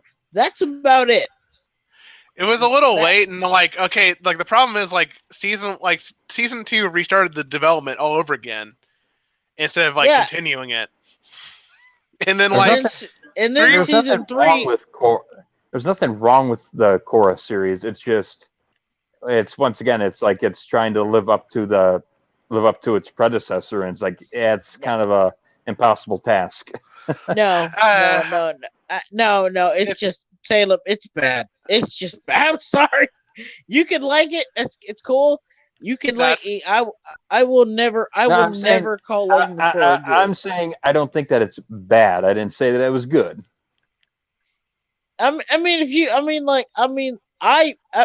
This is opinion, I guess. Yeah, it's opinion. We have different opinions on this. Me personally, I think it's garbage. I think it's legit garbage. Yeah, I don't think it's garbage. I don't think it's complete garbage. I just think it's not good. And I'd probably if I gave it a 5, like a 1 out of 10 score, I'd give it like first season like 5, second season 2 like a 3 or probably, and then like a 5, like a 6 and 5 again. So it's like it's pretty just middling. For me, I would probably give it you gotta put this into perspective. Like they wasted so much time. Oh yeah, and retcons so much stuff that I'm yeah, I definitely agree with you there. It's like it ruins a lot of the world building that was set up in just the first series. Where like you go look back in how not the Avatar state, but the Spirit World worked. It's completely different rules than what was in the other show. And the Avatar state, because now apparently Rava. I remember in the original series, like the main thing that Aang had to worry about was don't fuck up the Avatar cycle, because if you do, the world is screwed. The world is screwed if the Avatar cycle is fucked up. It Korra doesn't carry the- fucks it. Yeah, she Korra- fucks it up. Go ahead. Korra fucked it up in season 2. What happens after that? They don't talk about it ever again. Nope. They don't bring it up. They don't bring up the fact that Korra did the one thing Aang was not meant. Like, Aang had one job. Even if he were to die, don't fuck up the Avatar state. If you're gonna die, don't fuck up the Avatars. Don't fuck up the Avatar cycle. That was his one job. Even if he did die, don't fuck up the Avatar cycle. That was his one job. Even if he did die. So like Korra, because Korra was so boneheaded and arrogant and all that shit, she got all the previous avatars killed. And now the avatar state is a minor power boost and doesn't make you a physical god anymore. So you don't really even have any serious authority over somebody who's stronger than you. Basically, Korra screwed over the entire lineage of the Avatar in season 2, and no one seems to care. You don't understand. Well, I just want to say, jump in here and say one thing. One thing I'll say the difference about a big part of the canon now versus then. I remember most of the big answers of what it meant when he was an avatar. He was supposed to be the avatar of Earth's spirit. So he was actually like the Earth spirit. As opposed to now, he's just a human who reincarnates but is also like half souled with some kind of spirit thingy. Now, It's light. It's light, darkness. So, it's like, I'm just gonna say, let me finish real quick. Oh, sorry. No, it's fine. It's so now under the new rules, it doesn't have the same weight as it used to have now, as opposed to the old rules where it was like if he died, then pretty much Earth is dead, like in spirit. So, like, I think it has under the new rules. I understand it's like not as big of a deal if the Avatar taste's gone, but also it's the big part of the war. It feels like a whole part of the magic of the series is gone with that being gone. Yeah, because bending, much like I said this before, bending much like the Force because of the sequel trilogy playing fast and loose with the rules and not caring, and this is the same way. You're playing fast and loose with the rules and not caring. It's just superpowers now. That's all it is. It's just superpowers. There's no magic. There's no consistency. It's literally, we need this to happen. We need this to do something. Let's have this do something. Like at one point, I think it was Bolin who managed to lava bend, even though he technically shouldn't be able to do that. I was fine with that. That's fine. I want a segue into what Ryan Gaga said earlier. Battle Tendency did it right with the grandchild of the protagonist. Is a hothead needs training. Yeah, because he also started out really powerful. I'll say like that too. And that's one thing I would also say like in regards to Rey too, where like I never really minded that she was just automatically good at it because that's just how the power creep happens in fighting based stuff. The power creep usually happens because like we've already seen the stuff that happens in the prequels where like they're just kind of like using the Force whenever. It's got to keep building that up. So I kind of understand. I don't know. I don't agree with that. I still think that Rey's entire character was like completely botched from the begining. Everything. I do too. I think it's other things that besides that, because people focus on the Mary Stunis. I think like the power, her being powerful was fine. I think it was everything else that was bad, where she was like automatically good at everything else she tried. She was like, oh, I know how to fix your ship. Oh, it's like I got this mystery box origin. I don't give a shit about your mystery box. Who are you now?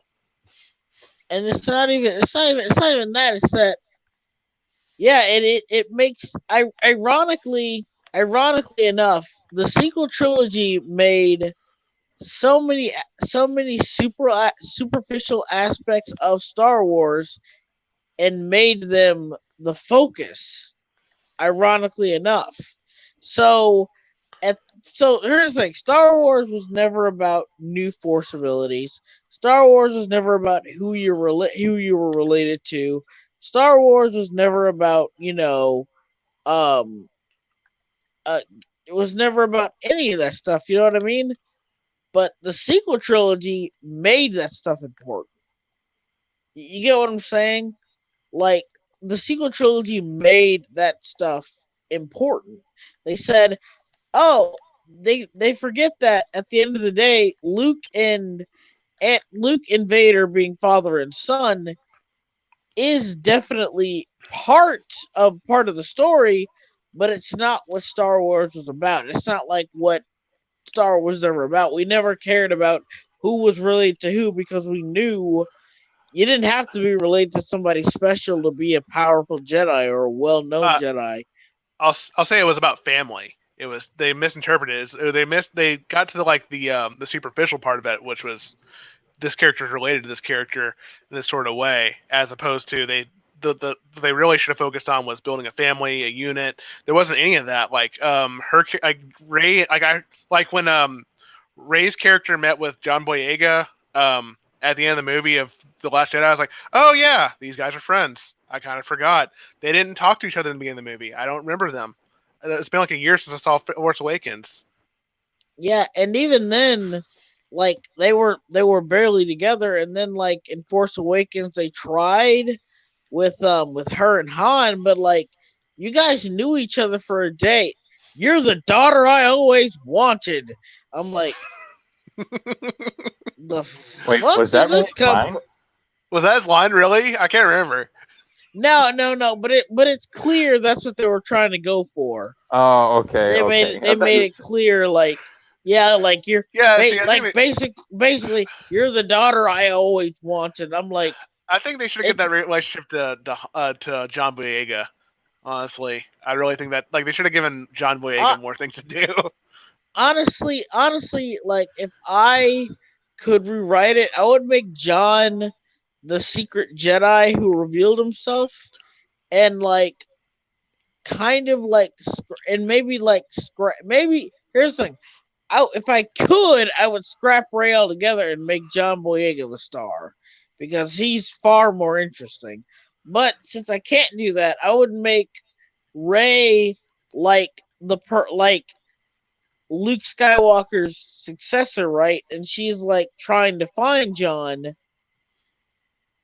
to bring him to Luke because she sensed that he was a Jedi. And I would have kept her, but I would have just done something different. I would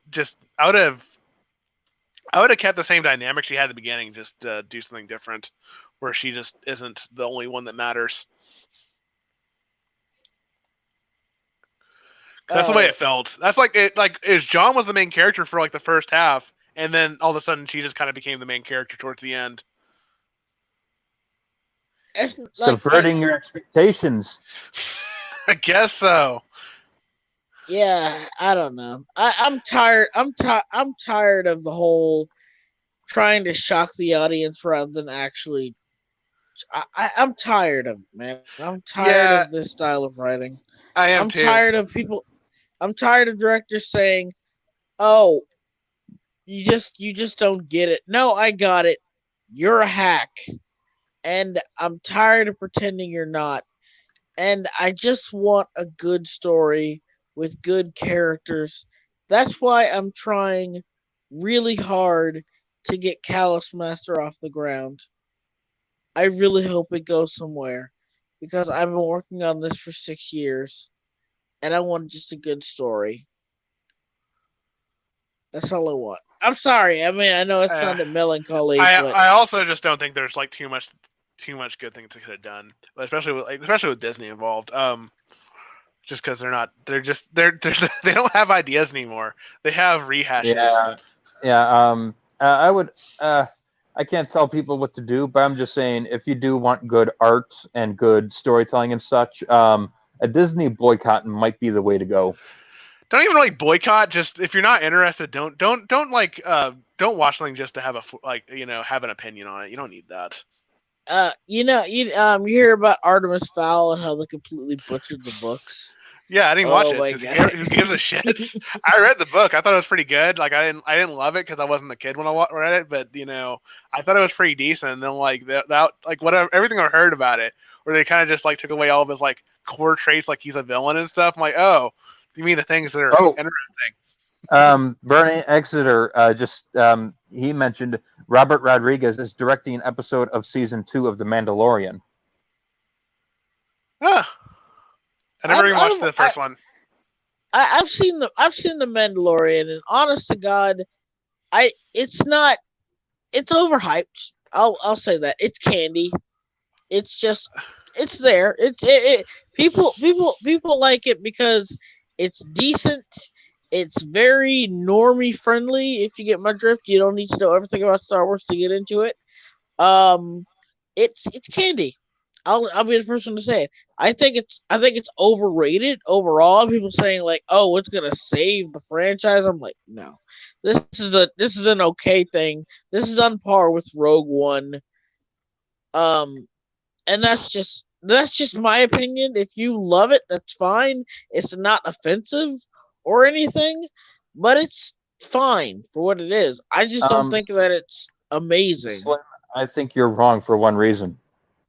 Why? Bill Burr. Bill Burr Okay. is now Star Wars canon. It automatically makes it amazing. Okay, Salem. Hey, you have to give it that. You have to give it that. I'll give you that. I'll give you that. Bill Burr is canonically in Star Wars, and I will give you that. Burning Exeter, Slim, we just need him.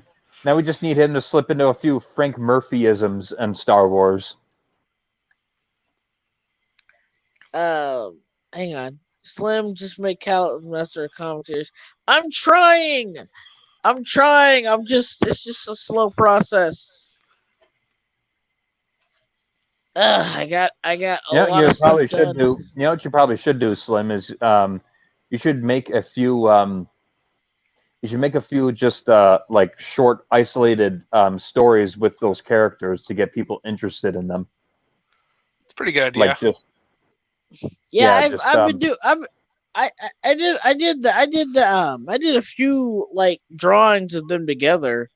Yeah, but have them like show them like on like a dungeon crawl or something. Just kind of show them like do something maybe like 5 pages worth of like a little mini story.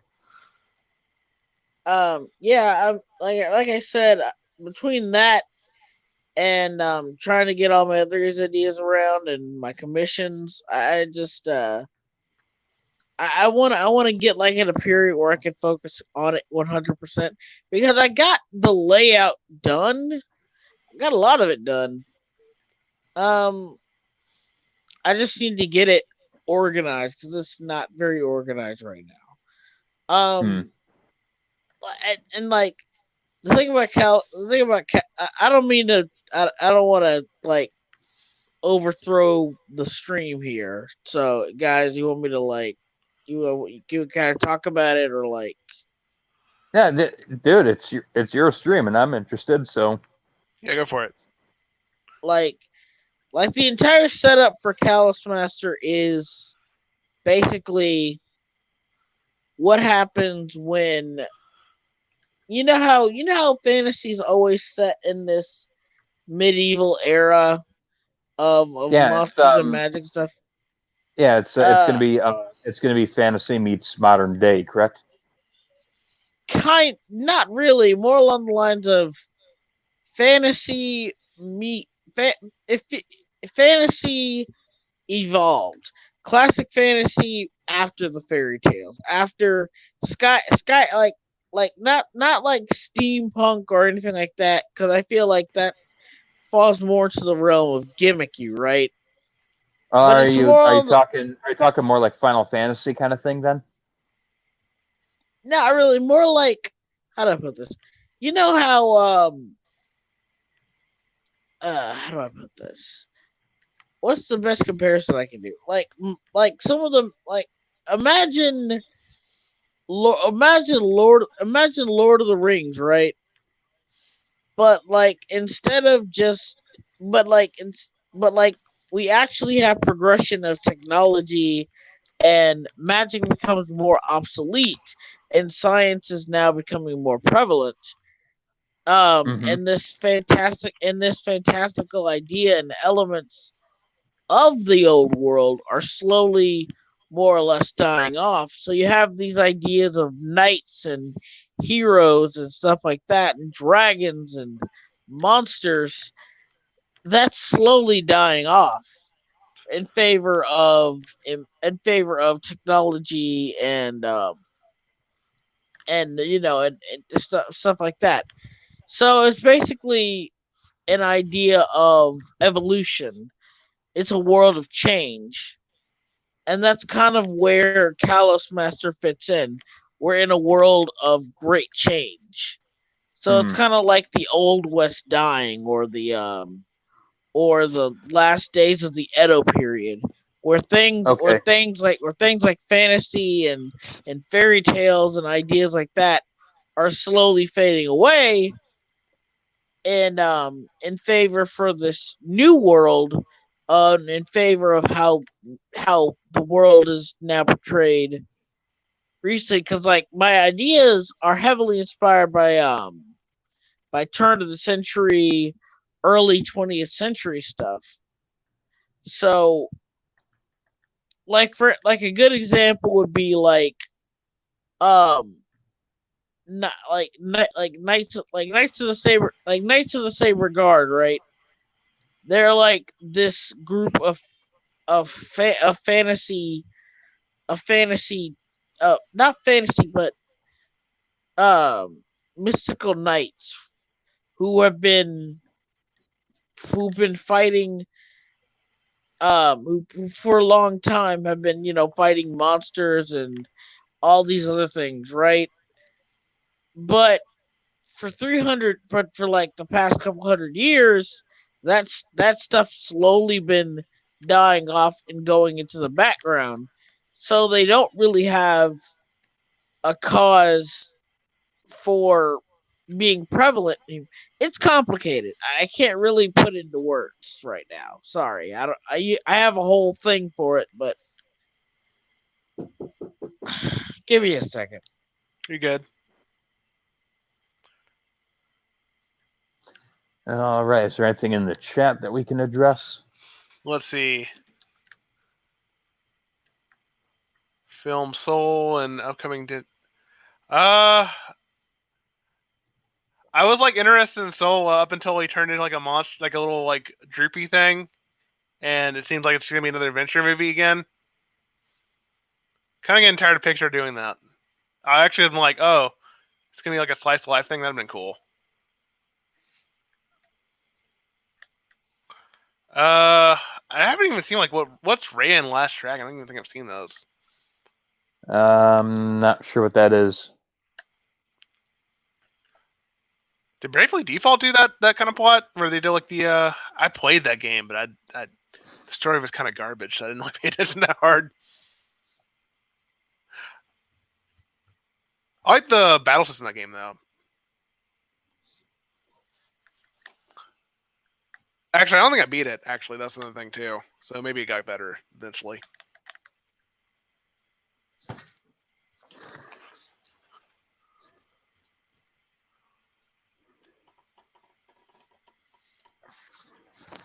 We got anything else?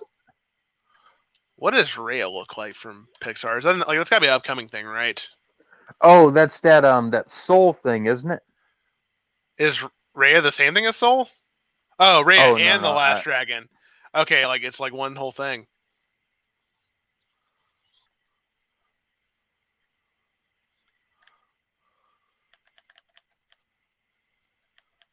Okay. Oh, I've seen art of this.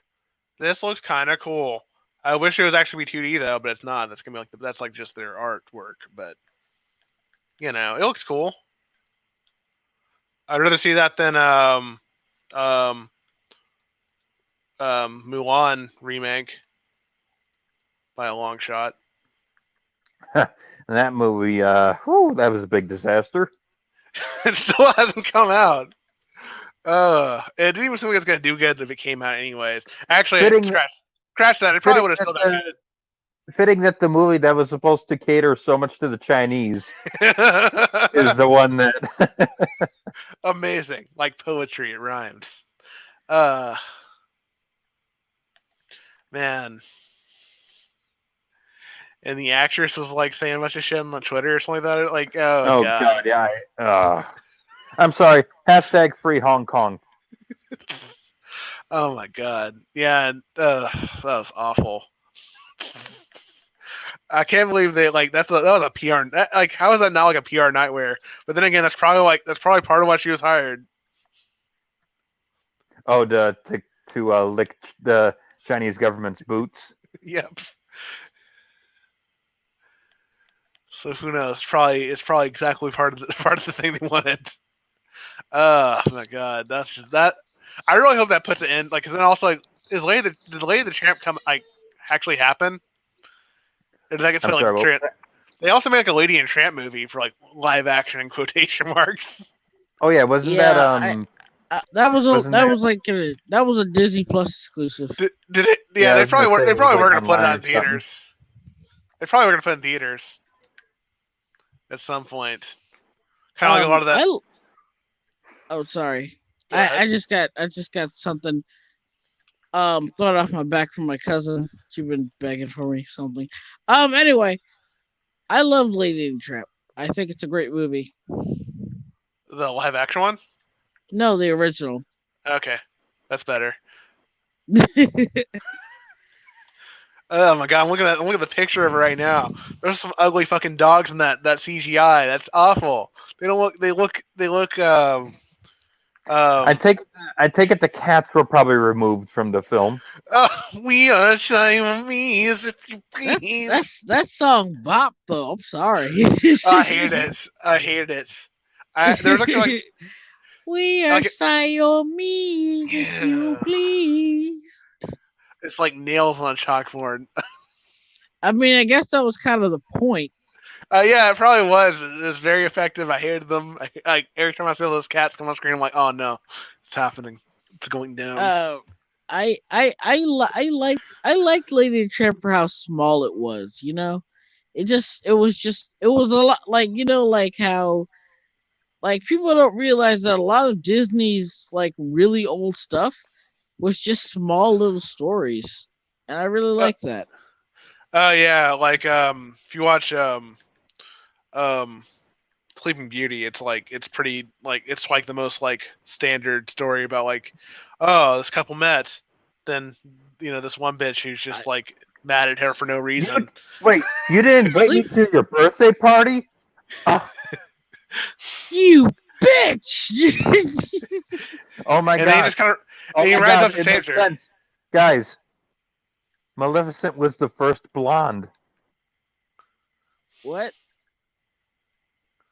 Maleficent, she was the first, not like blonde hair, but like personality wise. Like, oh my god, Aurora didn't invite me to her party, so I'm She gonna was like when she that was I'm gonna like prick her finger with this like spinning wheel. I don't know like that.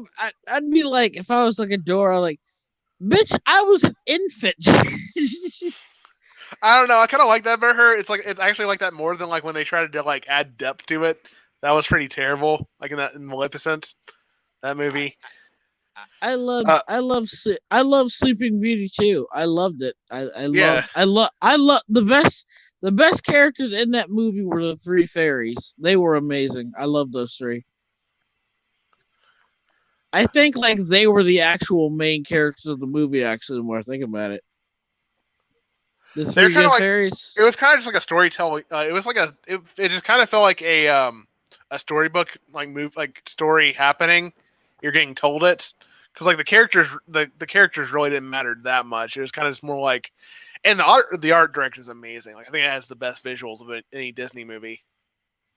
Like here's the thing, like for Sleeping Beauty, I think like it's an amazing movie if you look at it from the perspective of is that Philip and Adora are honest to God just not the main characters. Well, you look at it from the perspective of the fairies being the main characters and Maleficent being the main villain, it works a lot better. You don't have to like get, and people always say, "Oh, well, it's the worst one because Adora and Philip are so flat." And I'm like, well, just watch it for the fairies because they're the actual main characters, in my opinion. I don't know. I just don't think it really matters that much. It's just kind of like it felt like a cool excuse for like cool art. I think it has the best art direction. I'm gonna straight up say that's my thing. And then like Maleficent's cool as fuck, and that's really all I care about. And Yeah, I'm fine with that.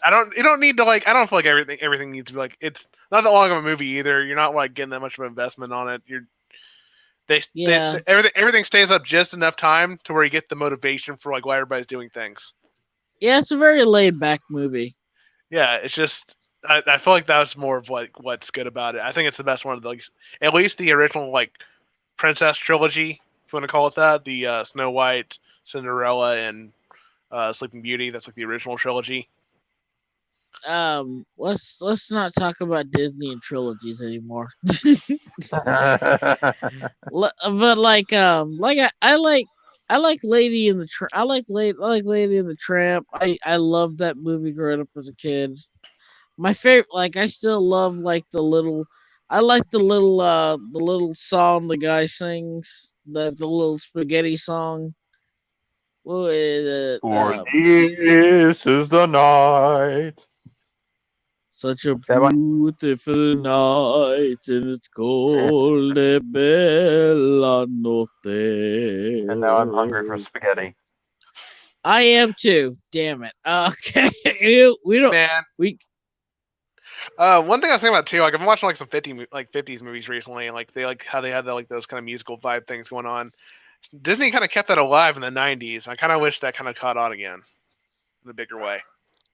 Yeah. Now a lot of their songs are just bland. Oh, like I will completely. I think Frozen has a terrible soundtrack. Like it sounds like it's all made by Temp Music. The only two songs I like from Frozen are is the opening song. You know the how hey, and I like that because it was kind of unique. Um, and I did like Do You Want to Build a Snowman? I think I like that. My problem is I really think they just use like temp music to make all those music, like because like it does sound exactly like Pampa. Can You Hear Me? Yeah, but like and I kind of like here's the thing. I don't like Frozen. I think I think the movie sucks, but I do like the first act. I think the first act is actually really good. I like Frozen. I don't. I just like. I don't completely hate it. I just kind of think it's not that good. Yeah. I'm kind of with Wayward. That's kind of how my. I mean, I really. It's just. I don't hate it. I just don't like it for what it is. Yeah. Like I just kind of see like all the easy steps they did instead of taking like some like a little bit harsher ones. Like man, I don't think she needed a love interest. To be honest. What are your thoughts? What are your thoughts on the upcoming Pixar's upcoming Soul? Raya looks interesting. Soul looks very I said it earlier, but I really wish it just would have been a slice of life thing instead of just being like another like he gets turned into a monster thing. He has to do an adventure. Yeah, just another. It just feels like they're doing either Inside Out again or Coco again. Feels like they're doing that. I'm like, I don't know. Just it doesn't really need to be like that. They just feel really one note right now to me. Like that's like I didn't like Inside Out very much. I thought it was fine. Once again, I don't think like Disney's really made too many bad movies per se. It's just they put out the most like amount of them, and when you see the same like studio doing the same kind of stuff over and over again, it gets kind of old and irritating. So like I feel like most of the movies aren't actually bad. Like I just am tired of them. Like, yeah, we need less Star Wars. We need less MCU movies. We need less of everything. or try and do some other things. I promise you, Callus Master will be coming out soon, and when it does, I will make sure you guys see it because again, it's just all over the place right now. Is there any modern Disney films that you liked or I liked even Wreck-It- loved? I like Wreck-It Ralph, the first one. I like like I don't hate modern Disney. I don't hate modern Disney films. I just think like they're not as good as they could be. I think they've been overrated since the beginning. Like people were calling it second Renaissance. Like at the beginning, I was like, look, No. they're better than Last Generation. Don't get me wrong. Last Generation was pretty bad. They had Chicken Little. So I definitely think they're doing better, but it's not that great. But it's yeah, also like Zootopia is also good. if I had to say what my favorite like modern Disney films are, I would say Wreck-It Ralph's one of them. I thought Big Hero 6 was pretty good. It was extremely predictable, but it was pretty good. Moana was okay. Princess and the Frog was really good. I think that's underrated actually. Yeah, some people will argue with me that's like the Last Generation. That was like the last movie, The Last Generation. They're like that wasn't like I was like, how is that not kicking off the Renaissance? They brought back princesses. How is that does not count? I don't understand. Rapunzel was really good. I liked Rapunzel a lot. I mean Tangled. Sorry, Tangled. I like that one too. I think the soundtrack's kind of bad though. I don't like the soundtrack very much. Which is a shame because it's Alan Menken doing the soundtrack, and that dude usually blows me away. Yeah, it's Alan Menken. I'm like, no way. It sounds so like I guess because like after like because he did the I know he did Princess and the Frog and like no that wasn't Alan Menken. That was Randy Newman. That was Randy Newman. Really? Yeah, Randy. Yeah. Yeah, he did all of it. He did all the music for it. Oh god, but yeah, Tangled just sounds kind of boring. I just think it just like it's not like none of the music makes me like angry with that. It's just kind of like I'm just like, oh, okay, this just sounds like a pop song. It's got the like guitar riff, dun, dun, dun, dun, dun, dun, dun, dun, dun, and that's and that's like yeah. But I like Tangled overall, even though like I kind of don't like the cop out ending. But it's I think overall most of it's pretty good. Inside Out was pretty good too, even though I think it was a bit overhyped. Yeah, but I liked it. I think that's my problem too. I watched it like when it came out in video, and by that point, everybody's like, "Oh my god, it made me feel so many feelings about feelings and stuff." I loved it, and then like I just kind of like I was like, "Yeah, it's fine." I mean, I'm still like in the tier of it was excellent. I think it was still a really good movie. Yeah, like that. I think it was fine. Yeah, I think it was really good. I just think like, maybe it was just the hype for me. Maybe like people killed it with all hype it gave me. What about you, Salem? Any modern Disney movies you like? I liked Frozen. I liked Tangled. Princess and the Frog. I liked Moana. Big Hero 6 was good. I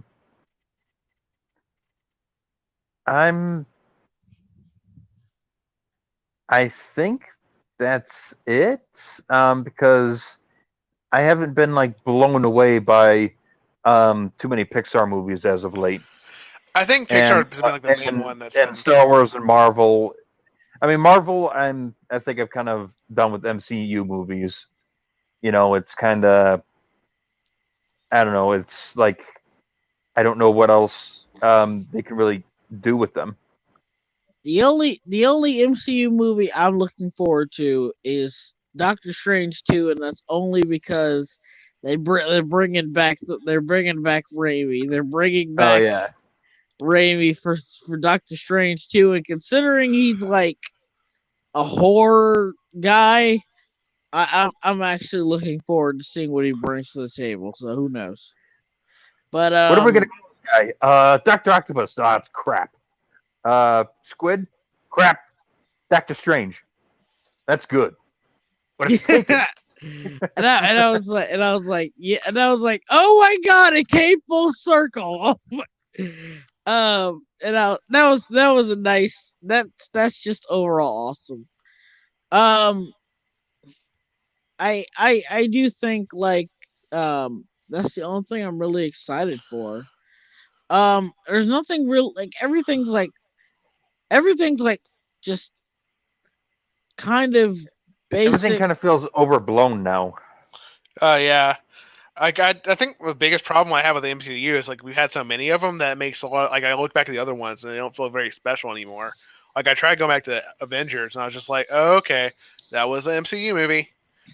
I was like genuinely trying to like come back to it and be like, oh, this is why I loved it, and I didn't really. The Like, first I think the first Avengers movie is still a lot of fun. it's fun. Like I think the middle section is kind of boring as hell. Like it got really boring to me, and then like it finally started to pick up towards the end, but then the final fight wasn't. I think it had like the front. It had front loader with the best fights, like where you had the conflict with Loki early on, where they ended up capturing him, and then like also Thor showed up, and then they had to fight him for a minute. I think those were probably the best parts. I am a god, and I will not be bullied by the likes of.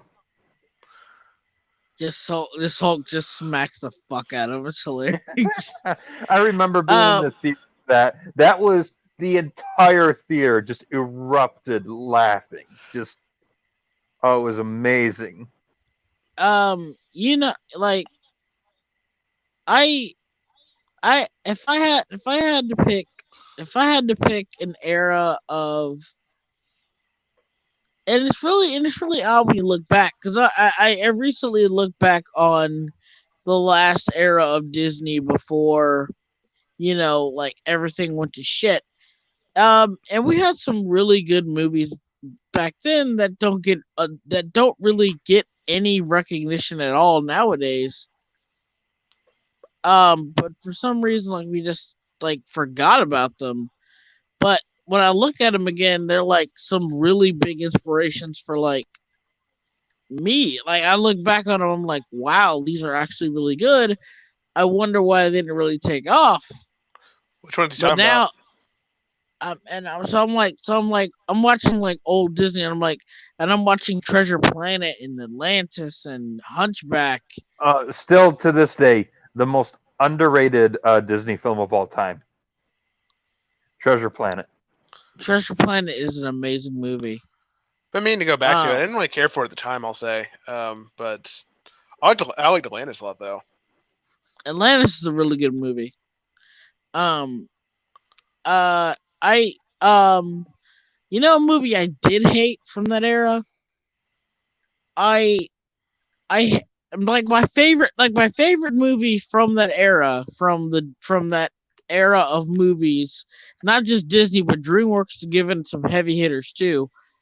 But my favorite movie from that era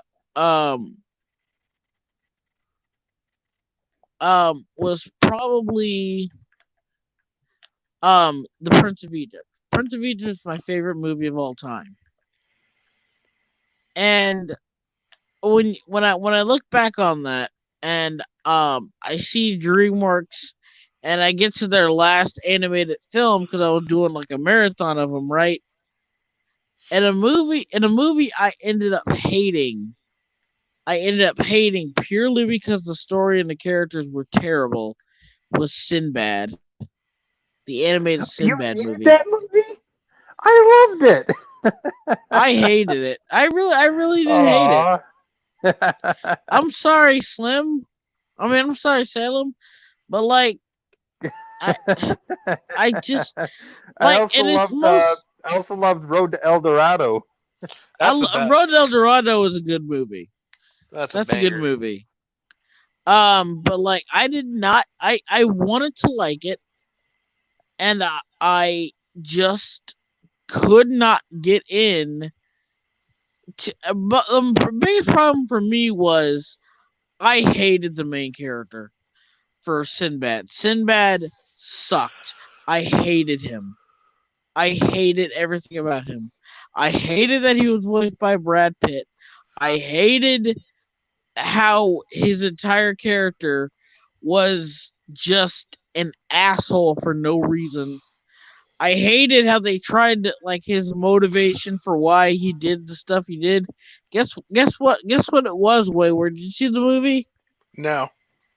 Well, apparently his best friend for so many years was going to get an arranged marriage, and he fell in love with the girl he was arranged to be married with at first sight. That causes him to run away, become a pirate, and neglect his best friend for a girl he didn't even know. And he treats his best friend like garbage and doesn't try to help him until his fiance comes back to literally force him to help his best friend, apparently. And then she ends up falling in love with Sinbad, even though that doesn't make any sense because they clearly don't like each other. But because story, it's just bad. I hated it. I hated it. I had kind of a similar I experience with their Joseph, the Technicolor Dreamcast. That was terrible.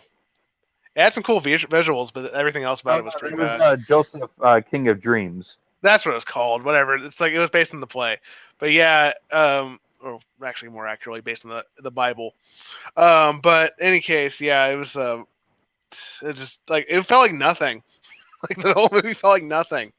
Because like the story. I'm gonna be honest. The biblical story isn't that interesting. It's like he had a cool jacket back his parents, like his dad gave him, and then like the other brothers were jealous of it, and then they like threw him away, and then he became like the prince, like royalty in Egypt, because that was a cool thing to do. I think you guys want to end the stream here. Yeah, it sounds like a good plan. Yeah, Yeah, sure. I'm a little tired, honestly. Same here. I'll talk to you guys later. You guys have been awesome. All right, cool. Yeah, Catch you it later. was fun hanging out, man. No problem, dude. See ya. Auf Wiedersehen.